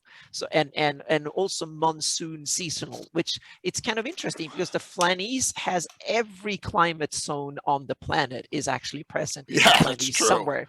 And that makes the Flanies such a cool place from an adventuring standpoint, because you have every flavor of biome to or type of landscape to adventure in. So, It's fun. Dan Weirdo 2 said temperature zone seems small, but it's due to the 30-degree tilt, correct? Yes, Yes, exactly. it's due to the 30 They will degree be tilt. 7 degrees bigger if Yeah. the on Earth, so to Yeah. speak. So the poles are 7 degrees further south and further north on Earth Right. compared to Earth, and the tropics are 7 on either similarly side, far away. 14. Yeah, it is exactly. Yeah. Yep. So you have Yeah. 7 degrees. So that means that the temperate areas are squished. Yeah. Cathay says, "Do the winds flow the same direction as on Earth?" I say yes, right? Yes, yeah, because I simply assume that the planet rotates the same Yeah, direction, so or it'd be the the sun same. rotates around, or however Yeah. you do it, so to speak. So I simply Thanks, assume John. that when we don't know the difference, Love you, then John. it works as Earth does, so to speak. So yeah. But I think that the design with less temperate and more kind of extreme was probably made on purpose. I think someone knew that Gary knew that if you increase the actual tilt, you get cooler winters, which is kind of in a way kind of awesome, because the winters will get brutal much further south and the summers will be warm, so to speak. So you have more extremes between the seasons, which can be fun from an adventuring perspective too. All right, so should I go to the Earth climate? Yes, now you can go with the legend or without the legend? Go without the legend, because I don't think the legend will be readable. But what we can do is that we can, and you can go to my blog post and you can get this map and look at it yourself if you want to. But this is kind of interesting. Patreon. So here you have the my kind of model of the planet when it comes to climate wise. So the red bits here are the hot deserts. So you have the band north and south of the equator that forms and then the orange is the hot steppes. And then the dark, the pink, that's the cold desert up in the hills and highlands and stuff. And then you have the yellow sandy, the bright yellow are the Mediterranean areas, meaning you have hot desert, you have the like Mediterranean climate. So summers are warm and nice, and winters are kind of rainy. And Greece, Italy, Spain, Israel, and also Southern California coast have Mediterranean climate. So Matt. Yeah. Matt, grape ape. I just got it today. Just showing you, grape ape. I got it today. There you go. Thank you very much. All right. I was waiting until I saw you hop on before I showed everyone. Yeah. So. Thank you, Biggie. Oh no! We're talking about the Earth and climate and everything here. Yeah. So yeah. So you have the and then you can see the blue, dark blue. That's the tropical jungle rainforest area around the equator. And then you see if you take the western part of Oerth, you have deserts going from north to south in a large band, and that's simply because the oceans are so far away that there is very little moisture actually reaching the interior of continents. That's like Pangea the effect. interior of Asia, the interior of America, the interior of Australia, whatever. They are drier than coastlands. That's why you have Africa have way bigger deserts than South America or even North America, because it's larger. Yeah, and Asia has the biggest deserts. So I noticed this. Let's go. Can we go to Hetmonaland? I want to ask this question. But it doesn't go that on this one. I don't have Hetmon. I'm going to go to Mike's Hetmonaland. Is this Mike's Hetmonaland? Yeah. Right. So Far Shore is off Hetmonaland, correct? Or is it where's Far Shore? Is it down here? Isle of Dread. Isle of Dread. Okay. Oh, I'm sorry. Hetmonaland, south. Ikaland and all. You have it down as desert. I thought the entirety of Hepmonaland was jungle. It's not? No, and if you look at Okay. Okay. the map from Scarlet Brotherhood, they talk about Yeah. Okay. that it's also Okay. mentioned that it's going that far. So even the Scarlet Brotherhood has that nailed down very good. That Okay. it's kind of desert and you have a big Savanna. Okay. savanna. So you Okay. have and what I did is that the northern Hepmonaland. quarter should be desert too, if it weren't for the fact that I've added in the ocean currents and the winds bringing in moisture and humidity. That's why we have the jungles and rainforests go all the way north, where you have a monsoon area on the east coast, so to speak, is a monsoon. So yeah, you're all describing Australia. So basically, it's a connected Australia to Hepmonaland. Savannah, kind grassland, a couple small forests. That's it's kind of if Australia was squished like this, but Australia is round, which means that Australia is way drier in the interior than Hepmonaland is, and that's also because Hepmonaland you've never anywhere near as far away from the water in Hepmonaland as you would be in Australia, so to speak. And it's also because Australia has large part of Australia has the same problem or asset as California. A lot of cold ocean currents going past Australia. So that a lot, So a lot of, but I did the opposite here, because since we know that the whole northern part of Hepmonaland is supposed to be jungle, so that's why I added warm, moist ocean currents flowing up on both sides of it, and that way it creates the jungles both in Tilvanot Peninsula, the Amedio, and the Hepmonaland should have. So some of it is jungle, meaning rainforest that is wet all year round, and some of it is monsoon country. So it dries out in the winter and then it rains in the summer. Point news. Yeah. Interesting. Sun saying hi. Yep. So it's kind of, and then you have the if you take the interior of the Flanies, it's a mixture of, in the south you have Mediterranean and or subtropical in the southern part, and the northern part, central, makes up of, you have humid. Thank you, John. Yeah. I'm sorry. That was. Oh, no problem. Go ahead. Go ahead. Yeah. So the northern half around near Duv and up to most of it, the north, so to speak, it's a mixture of between humid continental, meaning what most of the United States and most of Europe has. So it's kind of, you have warm and fairly dry summers, and then you have fairly kind of humid winters that are fairly cold, so to speak. And then you have parts of it are cold steppe, and that means that they are brutally warm in the summer and brutally cold in the winter, but they are drier all year round, a little bit of precipitation all year round. And that was simply to make up for the fact that some areas don't seem to have forest, is not mentioned.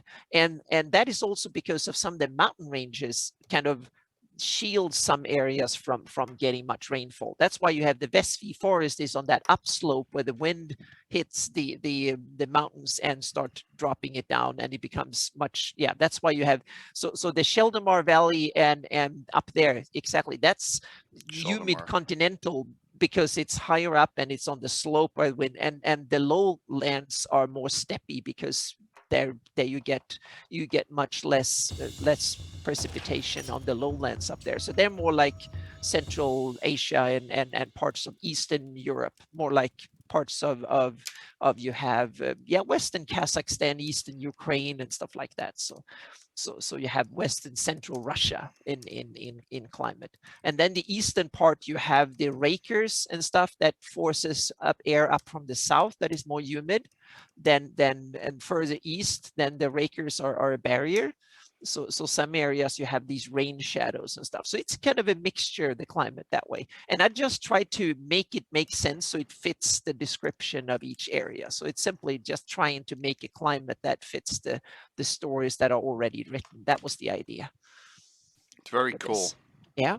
So All right, that's you want the one with the legend?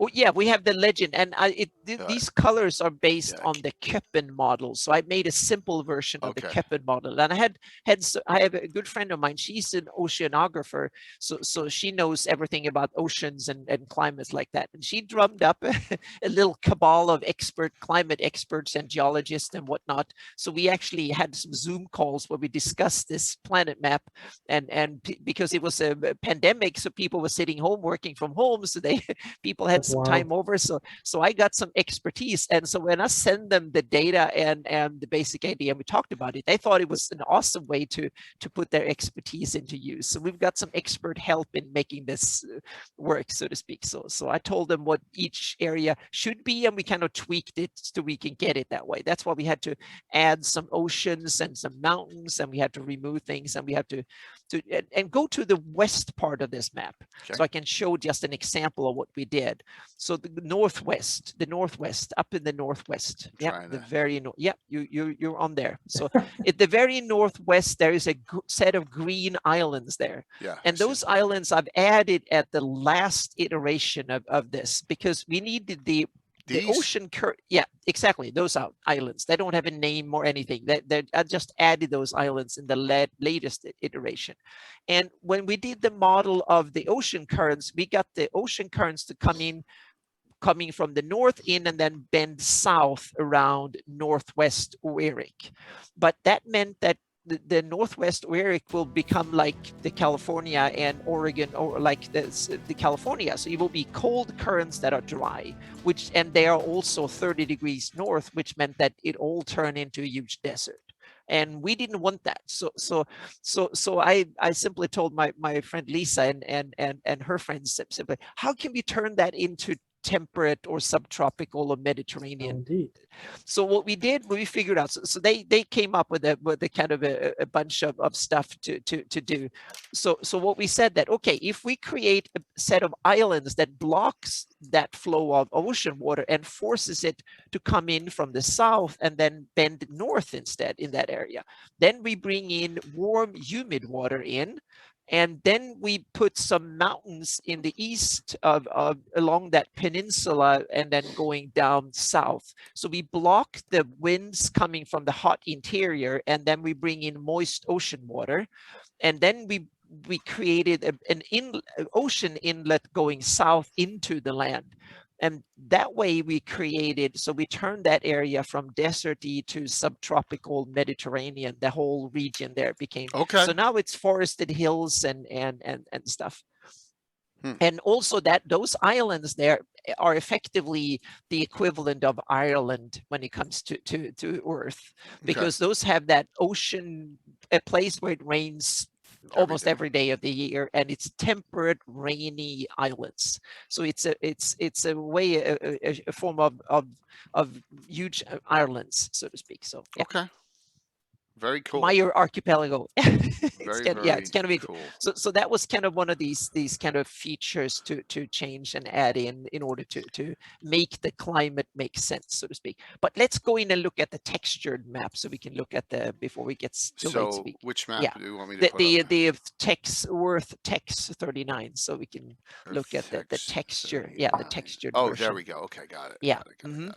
So that's my idea of texturing the thing, so to speak. And remember, this is perpetual summer, both north and south, because I just had to base it. So in the winter, if it's winter north, it will be way more ice and snow. And if it's winter in the south, by the other way around, so to speak, a lot more ice and stuff. But that's a quick and dirty kind of look at what the planet would look like. And I based the colors and stuff on NASA did a map of Earth that was the same way. So I stole the textures and the colors from that one and then tweaked it a little bit and put it in here. So it's a quick and dirty job in Photoshop, but it's just to get a sense. And there are some outstanding issues with this one as well. So let's mention a few that I think we have. One, if you go to the Beclunish West, that's the in the center of, you're getting there, exactly there. You have, that is a long, weird mountain chain that goes north to south and then 45 degrees, and then it goes into the Sulhot. That mountain chain to me look Wrong. kind of weird and needs to be tweaked It's. a little bit, I I think. mean, that's almost like India smashing into along Yeah. the entire continent, right? Yeah, The exactly. So, but it Himalayas. looks a little Right, bit but not even kind of close. weird and whatnot. So Okay. I would like to break that up in some bits and pieces here and there to kind of make it more interesting, because it's just a long narrow gap of, or long narrow stretch of mountains that and it goes like this, and then you have like a 40 something to 45-degree angle, and then and to me that doesn't look natural, and or something. So that's one of my caveats that I don't like much. And then you have, if you go straight south from there, you have one of my other caveats that I think we need to look into, and that's that banana Mexico shape, because it is actually based on Mexico. When I look at the other maps, you have the California peninsula on the west, and then you have Belize and stuff on sticking out on the east. So it's kind of Mexico in a way, but I think it's a little bit needs some tweaking here and there Right. in order Wasn't. yeah. So in the North America and South America were separated, but then it was volcanic activity that created the It bottom was of, right? yeah, well, it was some tectonic shift, meaning the plates started getting close to each other, and then the Panama Isthmus kind of was created. I don't know if it was 20 or 30 or 40 million years ago or something like that. Okay. That sealed off the And that strait changed the that was current. there. Yeah. Okay. Yeah, Completely. Okay. that's when the Gulf Stream and stuff So started. basically, this is something like that to nowhere. Yeah, Right. I Okay. think it's kind of, it looks, yeah, I don't know. It's kind of, I want a little bit more detail or something on it. So that, and Okay. then we have my homage to Imperia that is just sitting in the middle of the Solnor in the far east. All right. So wait a minute. Yeah, the far east. Far If you go east. all the, yeah, east. There you go. A little bit longer, a little bit more east, more east. Oh my Right? gosh! I didn't realize it got There that you far. go. Yep. Middle of the Solnor. So it's sitting there in the middle of north to south. And I think it's a little bit too straight north to south. So we'll see if we can tweak that a little bit more too.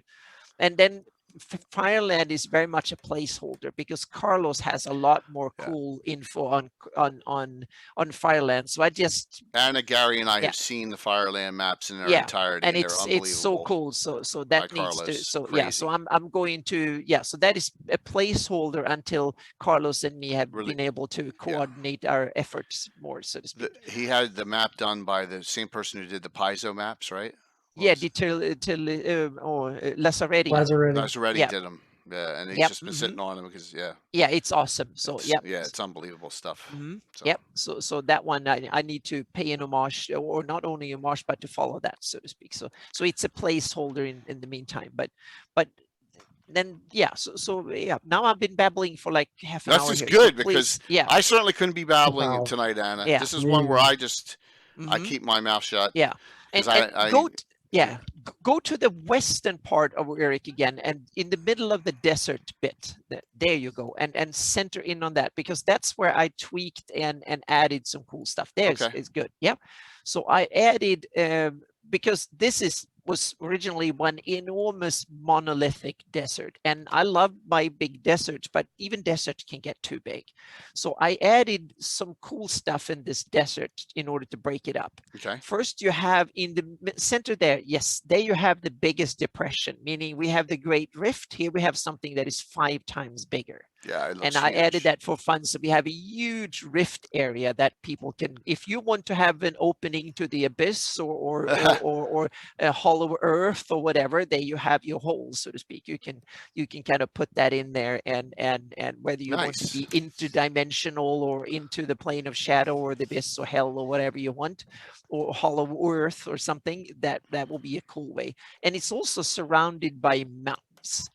That's why it's not water filled or anything. Okay. And so you have tall mountains, and the cool thing with tall mountains is that it's cooler up there. So in those mountains you have a lot of forest, temperate areas, and all sorts of stuff. So you have high plateaus where you can have your giants, you can have all sorts of cultures and interesting things. Meaning in the desert you only have to wander a few miles up in the mountains, and you can have whatever you want. Green dragons living in the forests and all sorts of stuff. You can have elves up there and stuff. And then you have east of those mountains, you have there's a big lake in there. Yes. That one, yes. It's kind of an inland ocean. or large lake that is like 400 miles long and 150 miles, 200 miles wide or something like that. And that is there because it's a low depression. And also at first it was just a desert valley, like Death Valley, that was so low. But what I did was that I opened up the mountains to the east. I opened up with huge canyons through there, which means that moist air from the tropics east of those mountains actually flows into the desert. So you get like a tropical little paradise in the middle of the desert. So one area that it goes from desert to tropics in 50 or 100 miles. So Okay. you can have you can have a base in the jungle, and then you can go out and hunt in the desert, and you can have a lot of interaction between. That could be a tropical civilization there with deserts surrounding it. And it makes sense from a climate wise. So it's one of these kind of interesting. And east of that inland sea is like a steppe savanna thing, and then it goes up into temperate forests and stuff up in the mountains. And those are some of the biggest canyons on Oerth, where you have huge like Himalayan sized mountains, or like the Yacht Hills or the Crystal Mist, with huge openings in between. So you get canyons and stuff where you can have interaction east and west. Okay. And then you can have north and south. So it's I've tried to make this proposal like a planetary canvas open for all sorts of interesting things. So you can kind of weave interesting things into it. And then if you go further southwest and northwest from that area, you have the two biggest deserts on the planet, so to speak, huge, that are 1 million square miles or more, several million square miles of huge desert, and that you can get lost many times over. You can have like 3 great kingdoms in each of them in size. So yeah. Very cool. So you've Yeah. actually fleshed this area out completely, which is cool. Yeah. Added some nice detail to it, and Yeah. yeah. No, Jester. Oh, It's like yeah, Caspian Sea size. That's not exactly. Salton. It's That's like Caspian Caspian. Sea sites. Yeah. Mhm. Yep. Yep. Yeah, So it's, yeah, you have to realize that every little pixel on this map is like 30 by 30 miles or something like that. Yeah. So it's each pixel. So it's like if you can see it there, it's 50 miles or more in size. So it's kind of, yeah. So yeah, it's all good. everything. No Yep. worries. Yep. Because you got another lake up here. I mean, you got another Yes, large yeah, one. that's the other interesting thing. That was the latest addition in order to make, because that used to be the biggest, just huge part of the desert area. But in order to make that part, because according to the Sundered Empire, there's supposed to be elves and others living in forests in that area. So there was a huge forest.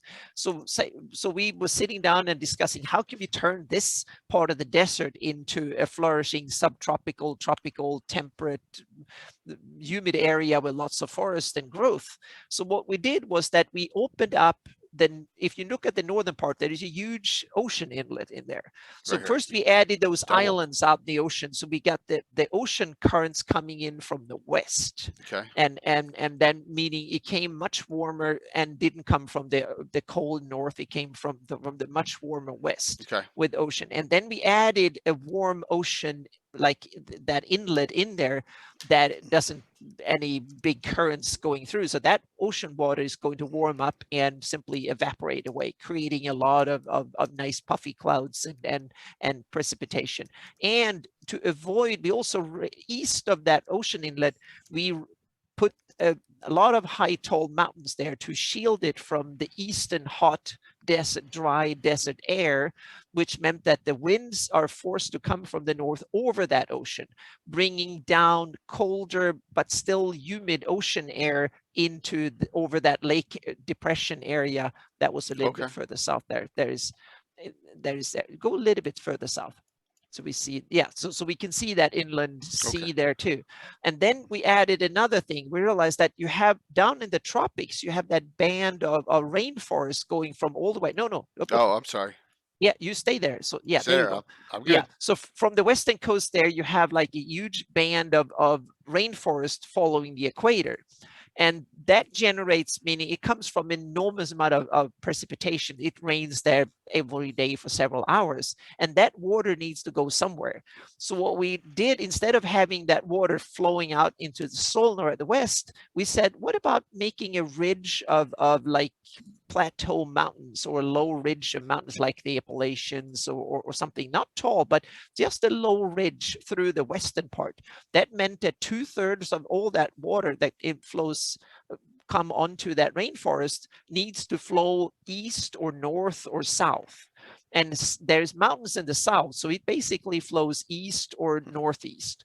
And that created a huge, like a Congo or an Amazon river going into that desert. And then you have that low area where you have a leftover of the ocean being filled up by an Amazon river, and that creates an inland sea, a freshwater lake that is enormous in that area, and that creates tons of water, and that evaporates, and you get flood valleys and swamp and all sorts of nice things that creates a local or regional climate that is wet and humid and nice all year round. Awesome.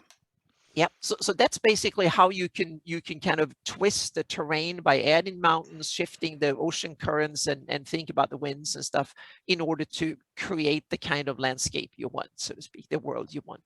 And of course you can add fantasy, but in this case we did it without even having to tweak the fantasy. But you can add like elven druids and stuff adding to the effect too, if you want. Big Mac's asking a question. The mountain range Yeah. that links western to central Oerth used to have the Revillan high elves living in it. What sort of weather does Anna think it has? Well, all these tall mountains go from whatever is at the base. If it's desert at the base, then it becomes colder, and then it becomes a bit wetter. So even if you have mountains sitting in the middle of a desert, because the air is often way more moist up high up, so to speak. So if you go up 20,000 feet or so, it's often a little bit more moisture up there than it is down on the hot ground, so to speak, at least relatively speaking. So even if you have just a little bit of moisture, if you have a mountain, just look at a lot of hills and stuff, there's a little bit more bushes and trees up on the hilltops than it is down on the dry, parched, dry, sun-baked desert floor, so to speak. So a lot of hills and mountains up, they get colder, which means that the whatever little moisture is in the air condensate on things. When it comes to, we have our hills here in Southern California are full of low trees and bushes, but the ground is basically nothing on. And that's because the cold air that comes in from the ocean brings a little bit of moisture in it. And when that hits the hills, it becomes clouds, and that makes the ground moist, so to speak, and the trees can literally suck moisture out of the air, and that kind of creates a local humidity. That's what they do. Exactly. Redwoods do that on a grand scale, so to speak. Yep. They grow there because it's much more moist. If you go east of those hills and mountains, take Oregon, for instance. Half of it, western part, and Washington state are very wet. They have like tempered rainforest. If you go 300 miles inland, it's prairie, it's steppe, it's dry steppe, because you go over the hills away from the ocean, and you can have the same effect here in a lot of areas. So yep. So let's do this, and let's talk about our wonderful Flanaess area, and what do you notice any anomalies in the climate here? Also, what effect did the two moon system in Earth have with the tides? Yeah, I know that question came up. Yes. Yeah, it's interesting because you will have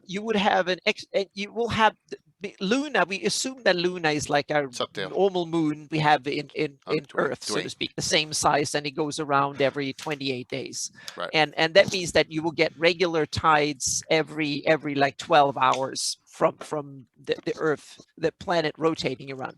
But then you have the other, the small moon, Selene, that goes around it's like 4 times a year. So that means that you will get a big tide every 12 hours. And then you will get a little bump in between, depending on what time of year. And 4 times a year, each festival, there will be a mega tide, so to speak. That might be 1.5 times the amount of, you can add probably 50-60% more to the tide at each festival. So you will have like a spring tide that is way bigger than anything we have on Earth, because then the both moons probably are But connecting, or at least you will get that 4 times a year. but both Yeah. Luna and Selene aren't the size of the moon, which is what, That's 40% exactly, of that's what, Earth. They're a lot yeah, smaller. that's what we have to, that's what we Yeah. have to, yeah, if that, it's only if we assume that The other Luna side. is the same size Size as the our moon, moon, yeah. and then Selene is way Yeah. smaller,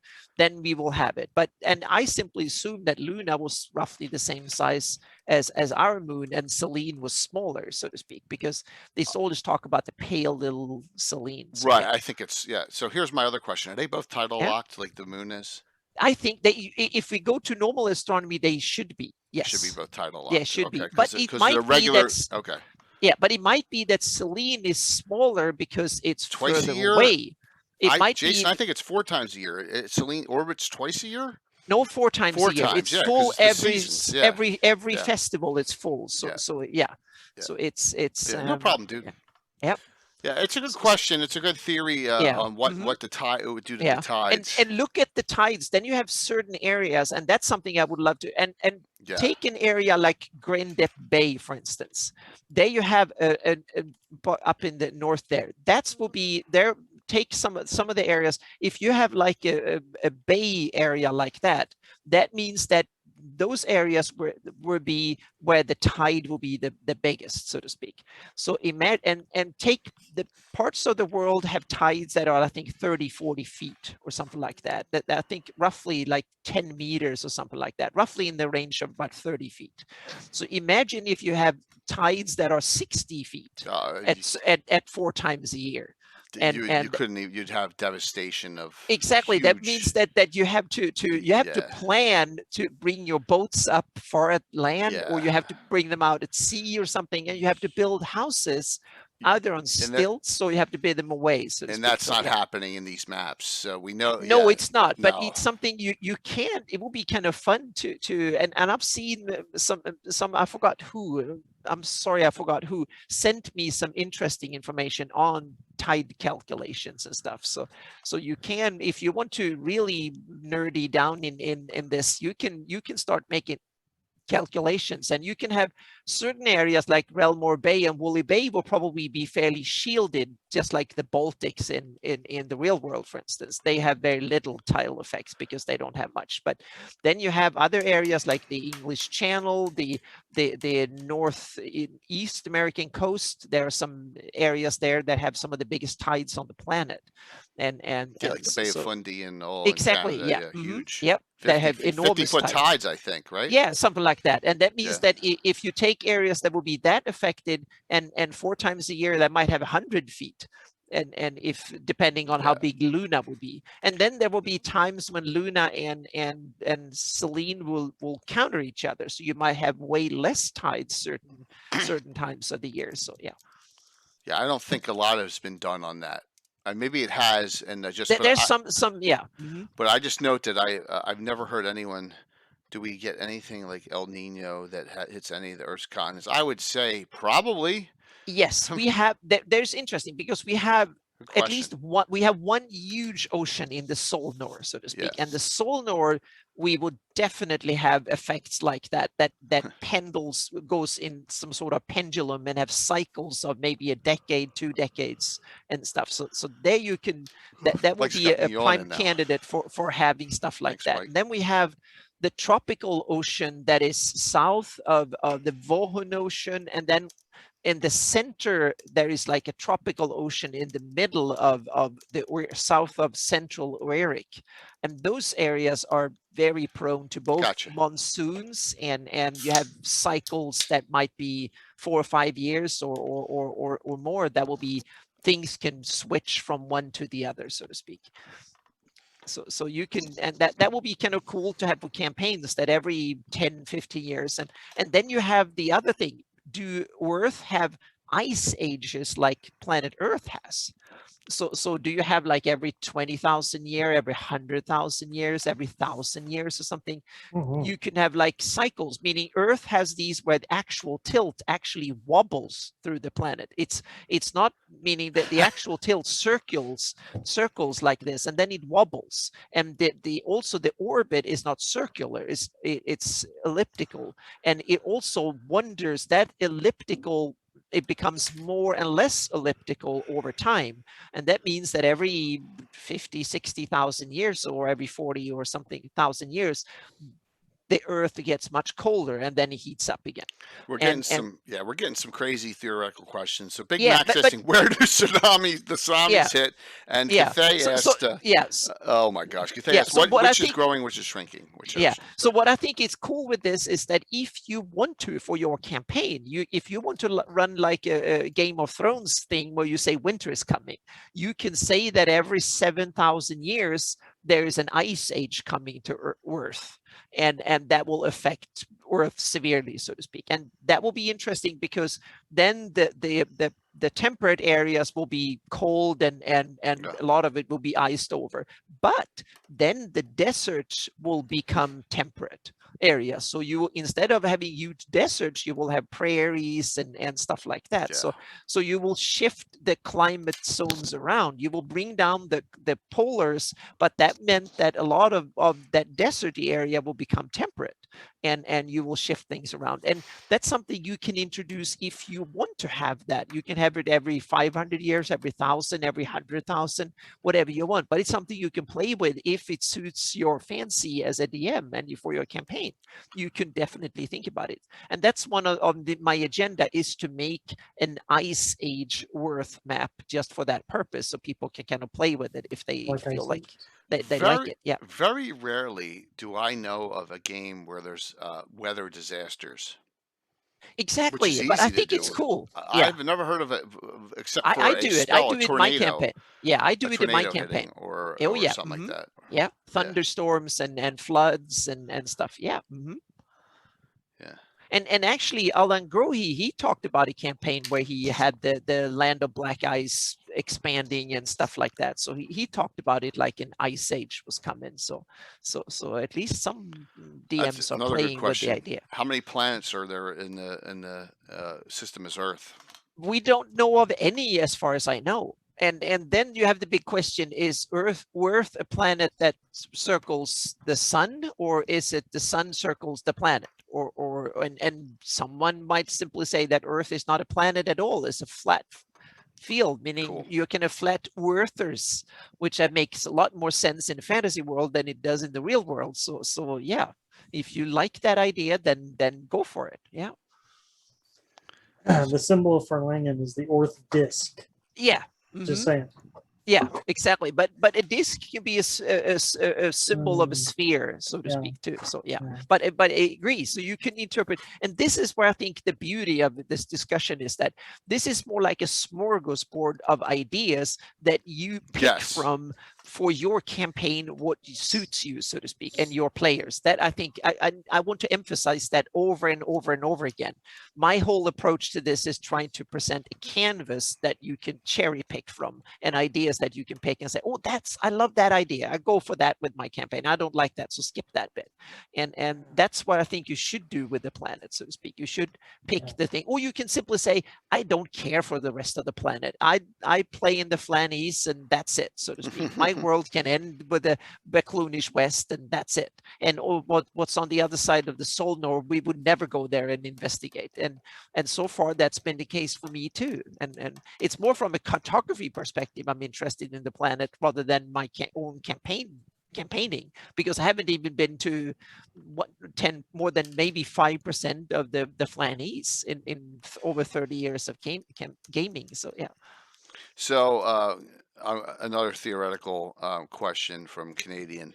what's Yeah. the core of the Earth made of? It has to have a magnetic field. There If it you didn't- have the interesting, Now Yeah. we come to the end, and Maldin, who was a geologist, and Yeah. several others who are more versed in they want to come up with this kind of cool tectonic model for the planet, and simply assume that, and go for the idea that Earth is a planet that has an interior and functions like real planets do, meaning you have a molten core that it's made up of heavy elements like iron and other metals, and that spins and creates a magnetic field, or it's so old and it cools down and then solidifies like Mars and smaller planets do, and so on and so forth. And you have a mantle, and that mantle creates fluctuations in it, like a lava lamp in a way and stuff. So you have this kind of planetary physics that brings tectonics to life, so to speak, and make that happen.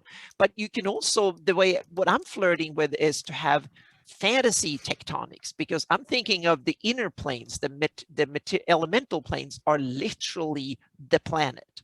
So the planet is literally made up of, meaning my D&D physics, so to speak, or chemistry is not made up of all the atoms and stuff that the real world is made up of, but you have the elements, meaning you have a little bit of fire, you have a lot of earth, some air, water, and that makes up the planet. And that meant the areas that have a bit more fire in them becomes volcanic and stuff like that. And some of them have no fire in them, so they're kind of dry and dead, so to speak. And then you can bring some if you bring some fire and some water in it, then you get these explosive gaseous, volcanoes or whatever. So, and you can have areas where there's hollow parts of the planet and stuff. The Underdark itself. Yeah, exactly. So you get like really you get like a unrealistic. fantasy version of real world tectonics, so to speak. And then you can tweak, and you can say that you have divine intervention into this, and you can have magical abilities, and you can have Underdark druids that play with the whatever, and you can come up with cool ideas to enrich your campaign with. Absolutely. And whether you want the real world physics and play tectonics, awesome. But if you want to make some fantasy version of it, I think that could be awesome too. It's what suits what you want to play with as a DM, and what you want your players to play with. Meaning, if you're not interested in climate and weather and whatever, don't mention it. Just skip that part. But if you want to dig into it, you can kind of make weather forecasts and force your players to deal with sandstorms and droughts and snowstorms and flooding and all sorts of crap that I let my players face, so to speak, during my campaigns. Or you can simply have them there when they make sense for the story. That's another model too. You have weather that makes sense for the story, and that will be it. I will admit, 40 years of gaming, and I am not big on weather. Yeah. You know, I just... Yeah, but you're in your basement. There's no weather in your basement. Yes. Yeah. But, you know, that's the great thing is that you can imply... I'm sorry, what's the word? You can put in...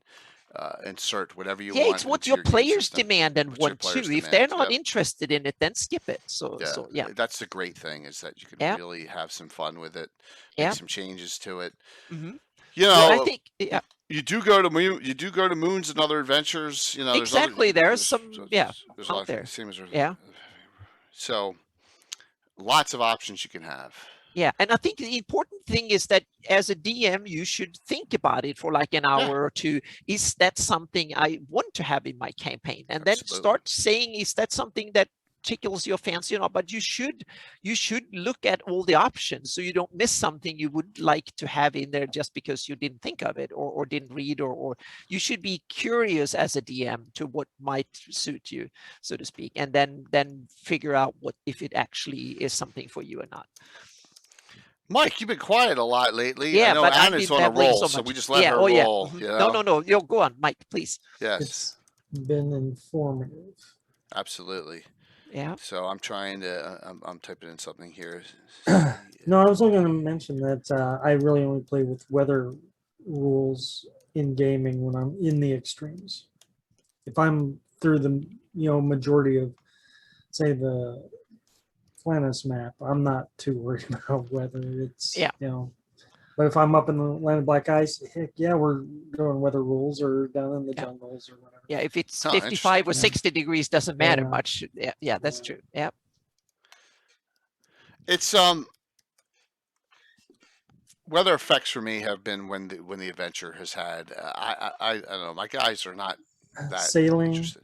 Yeah. in it. on the seas, I'm always Mhm. rolling weather. We need Yeah. to go back to, and we need to do either to Gab. I think this is more a Gab and Legends of Lore, Mike.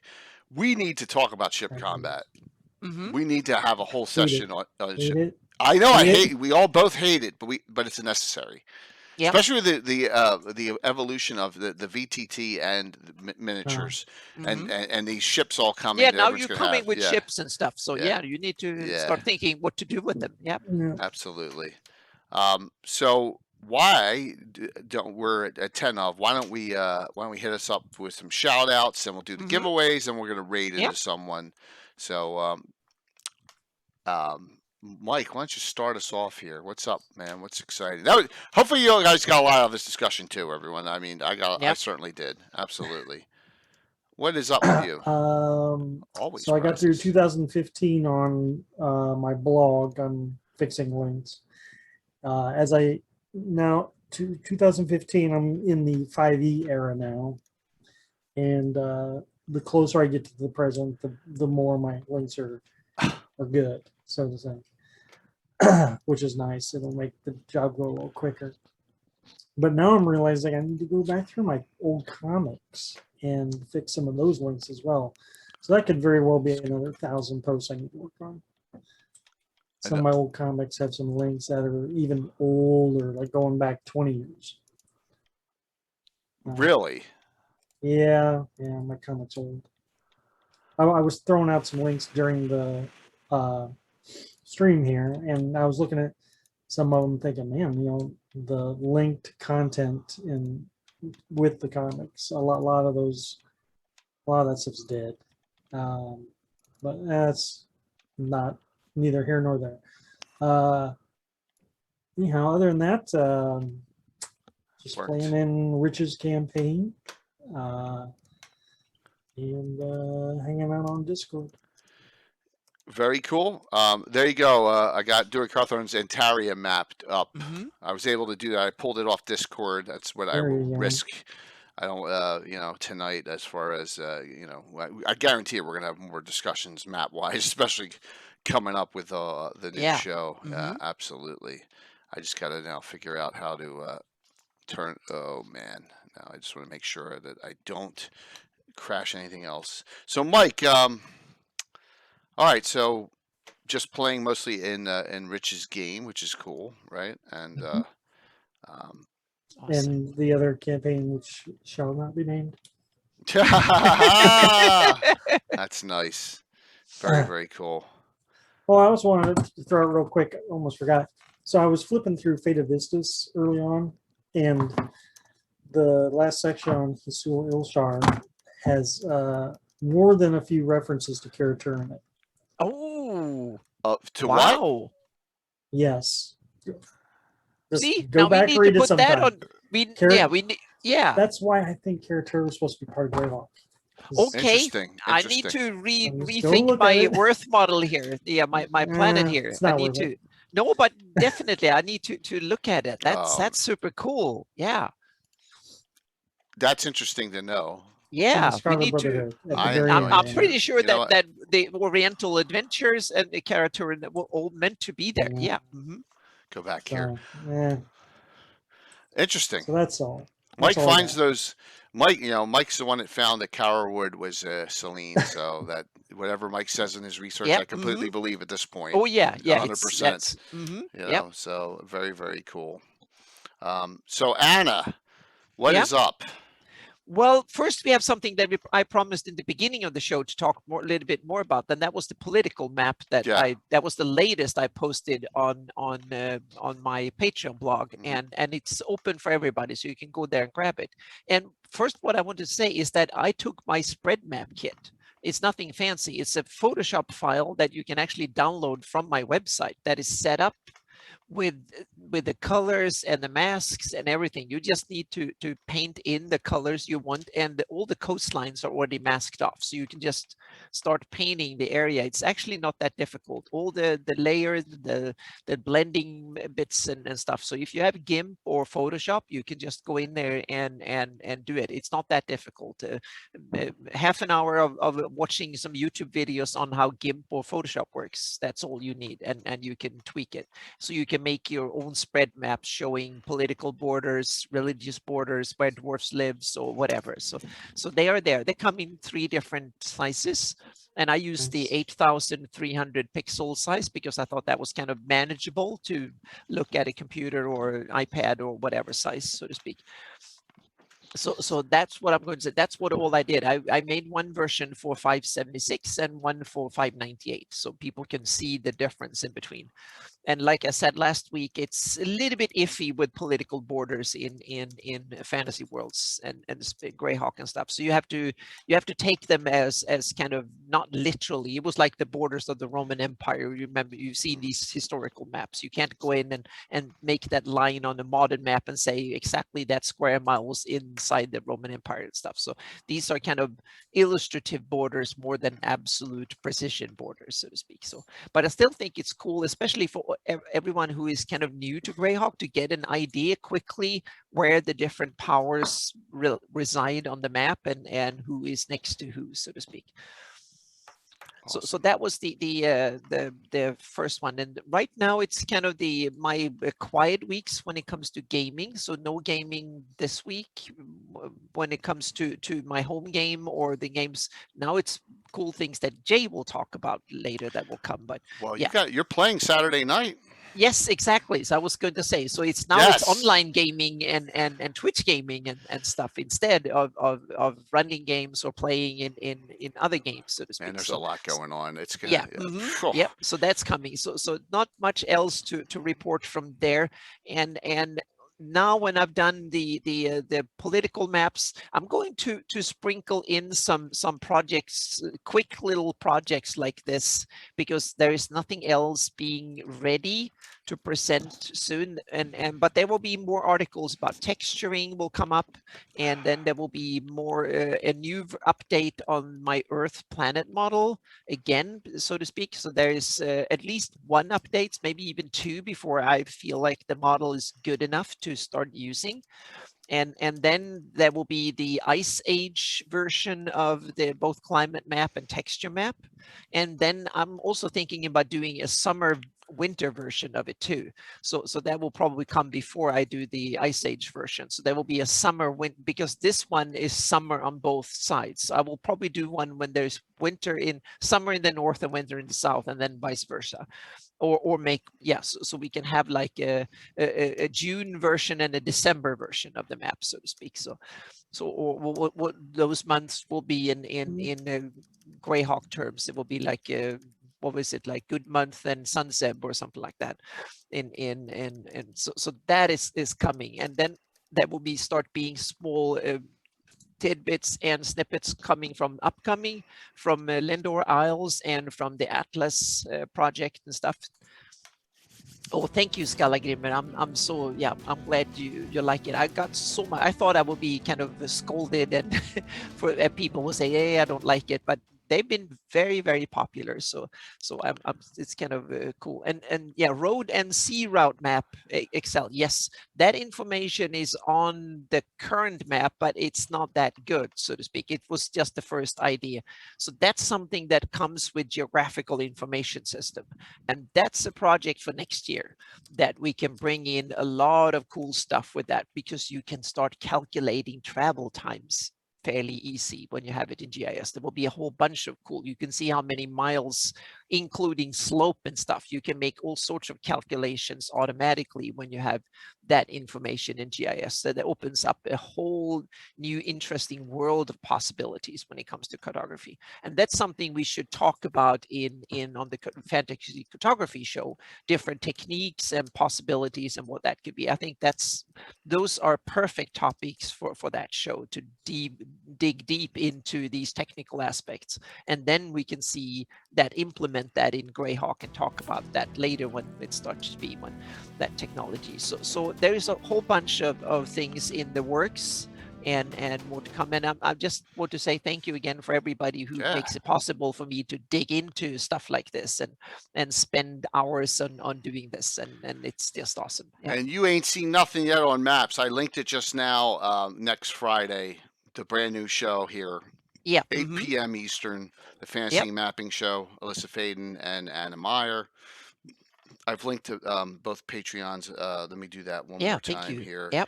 There's Alyssa's Patreon and Anna's Patreon, and it's going to be general map discussion. The first one will be a welcome Q&A, and Anna and Alyssa will show some of their old works. Exactly. And, so you see that we started with the very basic, very basic. Yep. So hopefully I get some graphics by the weekend so I can start setting this up for next week. Alyssa and maybe we have been kicking the ball back and forth between each other, and so, but I promise that whatever I'll go into to make something so we at least have a start. Yeah, absolutely. We'll get to get to that. So that's going to be a great show, and that's next Friday night at 8 p.m. So let me blow through what's going on. Tomorrow night, brand new adventure. Now we go back, and if you've seen the pictures, I got the entire section for the Narwhal Headhunters and the area, the city of Narwhal on the map that we use up near in the northeast corner. Return to the Narwhal Headhunters. This is levels. These are levels 3 and 4 characters. These are low levels, lowest group we have, and this will be 2 weeks. This adventure will be 2 weeks, and in between that. This on Saturday, Death Comes Quickly, the return of Cannon Fodder, right? And that's Casey and all the Living Greyhawk triads, and Anna and Stella Luna and Kayla Tomler's wife is joining this group for this week. This is going to be in Narwhal. So they're going to Narwhal, this group. So Anna, you coming from Altamira, it's short trip to Narwhal, and they're coming from Greyhawk. And they're going to be in the Narwhal area adventuring, which I am excited about. So is Casey. And, so there you go. It's a group. Susan Throw, Gilbert and Vincent, Anna, Judy Rudolph. We got a really, So 2 weeks, next 2 Thursdays, and this big Saturday. Levels are different. It's all interlinked. Okay. So note that coming up. I like interlinking things like that so that it means something in the campaign. We have another special. This is the first of 2 Legends and Lores this week, everyone. We have a very special Legends and Lore on Saturday. All right. And that is at Saturday, 11 a.m. Okay. Yeah. So the game's Saturday night at 6 p.m. Saturday, 11 to 1. Living Greyhawk Alyssa, the Finns from Finland, will be on to discuss their participation in the Living Greyhawk era. So Casey will join us for that too, and it'll be a great discussion. Creighton Broadhurst 50-50. So if Creighton joins us, it's a bonus, right? So we will see about that. Yes, so that's a bonus Legends and Lore to work it out for a time that worked for them because it's a 7-hour difference. So that's what we came up with, and it's this Saturday. So that's 4 of the. This is it's 4 other streams, and then Sunday night, another big name joins us. Jeff Grubb is joining us. Yes. New conversation Sunday night. Yes, so we're gonna go through all of Jeff's wonderful manual of the planes and more contributions to the World of Greyhawk and to D&D. So that will be our special guest on Sunday night. So we're really got a lot going on now. Some other big announcements: Virtual Greyhawk Con. The schedule for the highlighted streams, believe it or not, is almost completely filled already. Thank you, streamers.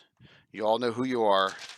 But Friday, Saturday, Sunday, almost 24-hour coverage is already set for Virtual Greyhawk Con on the first weekend in October.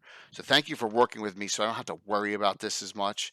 Now everyone will be on their own channels. There'll be some overlap, which is good. They'll be raiding into others. Yeah, we're in really good shape here. Note that the Grand Melee is on. I'm having just like the Joust, but it's going to be in that arena. I'm having the Grand Melee of Altamira. There'll be at least 6 open signups for you for the community. That'll be a fun time. But there's all sorts of things going on. So here's some of the streamers that are participating: Mike Disney, Troller Games, Blue Box, Armin, Time Lord's Wife, Stella Luna, Guild Superior, Praetor's Rejects, Wily Hobbit, Lawful Stupid RPG, and Lord Gazumba, of course. All right, so a lot. Yeah. Are there any open slots, Rob? As far as we can always fit other streamers in. There may be some overlap, but we'll, Parentland hasn't given me anything yet. I'm just saying that the time slots are fairly filled, but there is some stuff that I know people don't want, but there's some really, really late night stuff. I don't count 4 a.m. to 8 a.m. right? So I got 4 a.m. to 8 a.m. Saturday morning and Sunday morning still. I don't count those, but yes. Carlos is playing in Tim's game. Carlos is not streaming. He did not want to stream this time, which is fine. Neither is Will, but Will's DMing.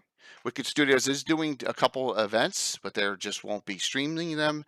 Carlos will be playing in the Ever Mysterious's game 7 a.m. on Saturday morning. It'll be bright and early. So we got a lot going on. And there's room. We'll fit the other streamers in that haven't set their stuff in yet. But I had to get this set. It was we want to get that nightmare taken care of, and it is. So just note. Will Eric Mona be returning? Eric Mona may be returning earlier than you think. Yeah. John at Blue Box and I are working on, and I got confirmation from one of the 3. Oh my gosh, I just got. And I'll show you this. That is Eric Mona. Either should work for me, okay? Yes. So we are looking at tentatively Saturday, July 17th. Here comes Wiley. Awesome, Wiley. Let me give you a shout out there. Mm-hmm. We're talking Wiley's one. Wiley's got a spot on Sunday for Virtual Grail Con. Thank you, Wiley. Really appreciate that. Please give Wiley Hobbit a follow if you haven't already. Yep. The tentative date for a second fundraiser, which will be for benefiting St. Jude, will be Saturday, July 17th. Okay, now that Eric has told me that he's good, James Jacobs is confirmed too. It'll be 2 streams. Blue Box is going to have the Tailspire execs and his. I'm going to have Eric Mona and his crew. We're doing a bad RPG fundraiser. Okay, I will be running right now. I'll be running gargoyles for Eric and his crew. I don't know what John's going to be running yet, but I think John's going to be running one of the bad ones. Either it's Child's Play or Puppets or who knows. Yes. So, and this will be to benefit St. Jude. Yes. One of those two. One of those John will be running, but I think I'm going with gargoyles. So now that we got the dates here. We're looking at Saturday, July 17th. Whatever time John starts, 1 or 2 o'clock Eastern time, and I'll start at 6 p.m. And we just want to see how much money we can raise for the 2 just running this. And this was actually Eric Mona's idea. So yeah, Veil of the Mage is bad, but it can be made good, right? Veil of the Mage is but gargoyles. What are you going to do with it? You know what I mean? So we'll have some fun with that. So that's another announcement. Now that the dates are coming together, let's look at that date. I will put that out once we know. But there's your answer for Eric Mona returning. Also, we are reaching out to big named for GrailCon names of legend to DM events. So that we'll see who we get. I know Alan Hammock said he's going to do a Ghost Tower of Inverness. We're reaching out to as big of the names as we've had on the show to say, hey, do you want to DM during GrailCon? And I'm not talking about streaming them. They'll run it and however they want, connect you up to you virtually with a VTT or whatever, Discord, Zoom, Skype, and so that's being worked on too. We got a lot going on. Plus we have custom artwork coming for Virtual GrailCon, kind of like what GaryCon does. I saw the first it's in rough sketch. It's being worked on, and it's going to look really cool. I don't want to ruin that surprise, but it's going to be fantastic. So you should be in, Wiley, and thank you so very much for that raid in. Yeah. I know I'm forgetting stuff, but that's okay. I mean, I got plenty of shows coming up in the next 4 days, so that we can definitely discuss everything else. I don't want to keep everyone too long here. So just note, I'll be on tomorrow night. Oh, this is what I forgot. Tomorrow night's game. The biggest giveaway we have every quarter is tomorrow night, once a quarter. Miniature Building Authorities giveaway. A great, my first ever sponsor. I've been working with them since 2000. You've seen the terrain on my table. Here's Norwell, right? Here's an angle view of Norwell. Most of these buildings you see are Miniature Building Authority, except for some are 3D prints and some are Buildmaster Crafter Customs. But you get the idea of how great Miniature Building Authority is. Tomorrow night's giveaway is the $75 gift certificate or a $25 gift certificate. We give away both once a quarter for Miniature Building Authority. That's tomorrow night. All right, that's the biggest giveaway in one shot that we do sponsor-wise. So there you go. Tomorrow night that we will have that. So once a quarter, absolutely. Courtesy of Kirk and Miniature Building Authority, great company. All right, so what a great show. Let's do these 2 giveaways. First winner will get their choice. Greyhawk, these are reprints, or Greyhawk Adventure Begins, Treasures of Greyhawk. I will need your name and address if I don't have it to send out.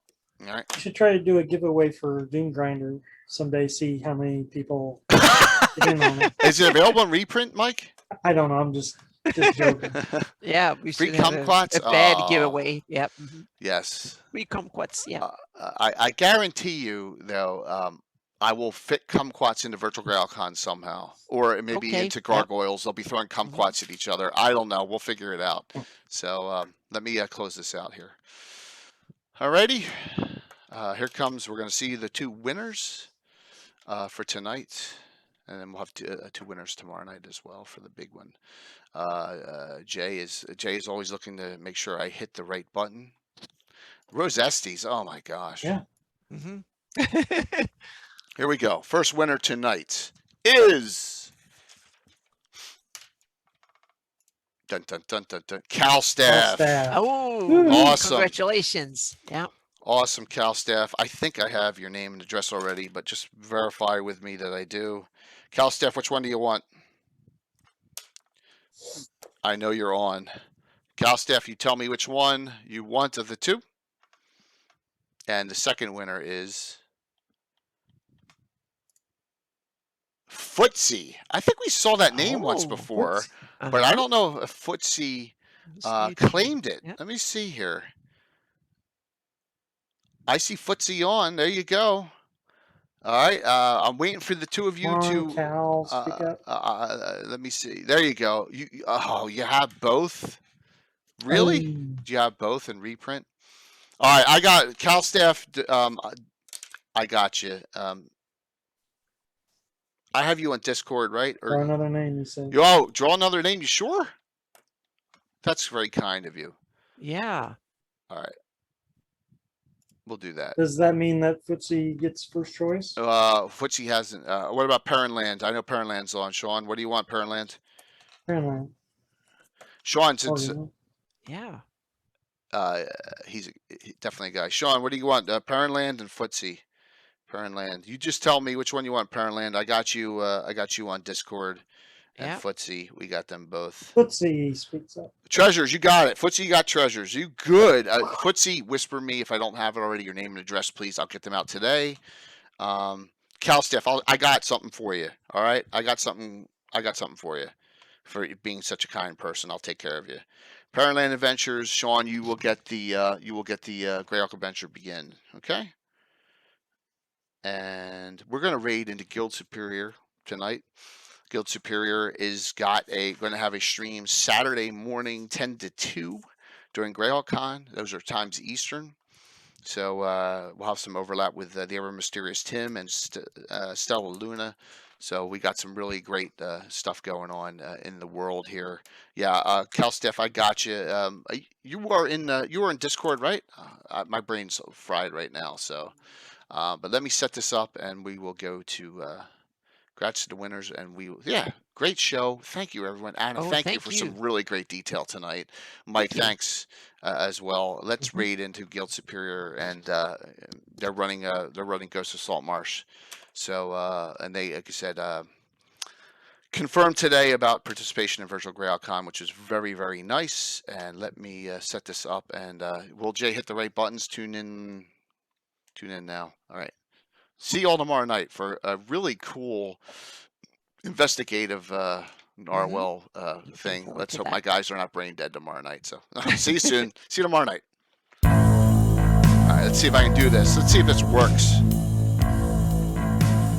Guild Superior, starting the raid up. Oh, thanks everyone. That was awesome. Yeah.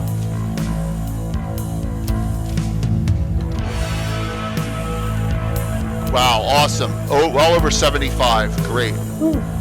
Yes. This is not Rush. This is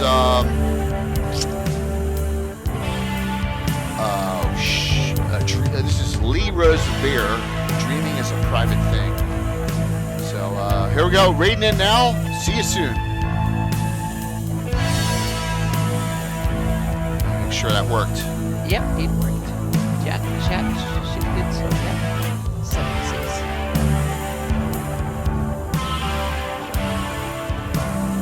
All right, let me take this Guild off. Superior, yeah.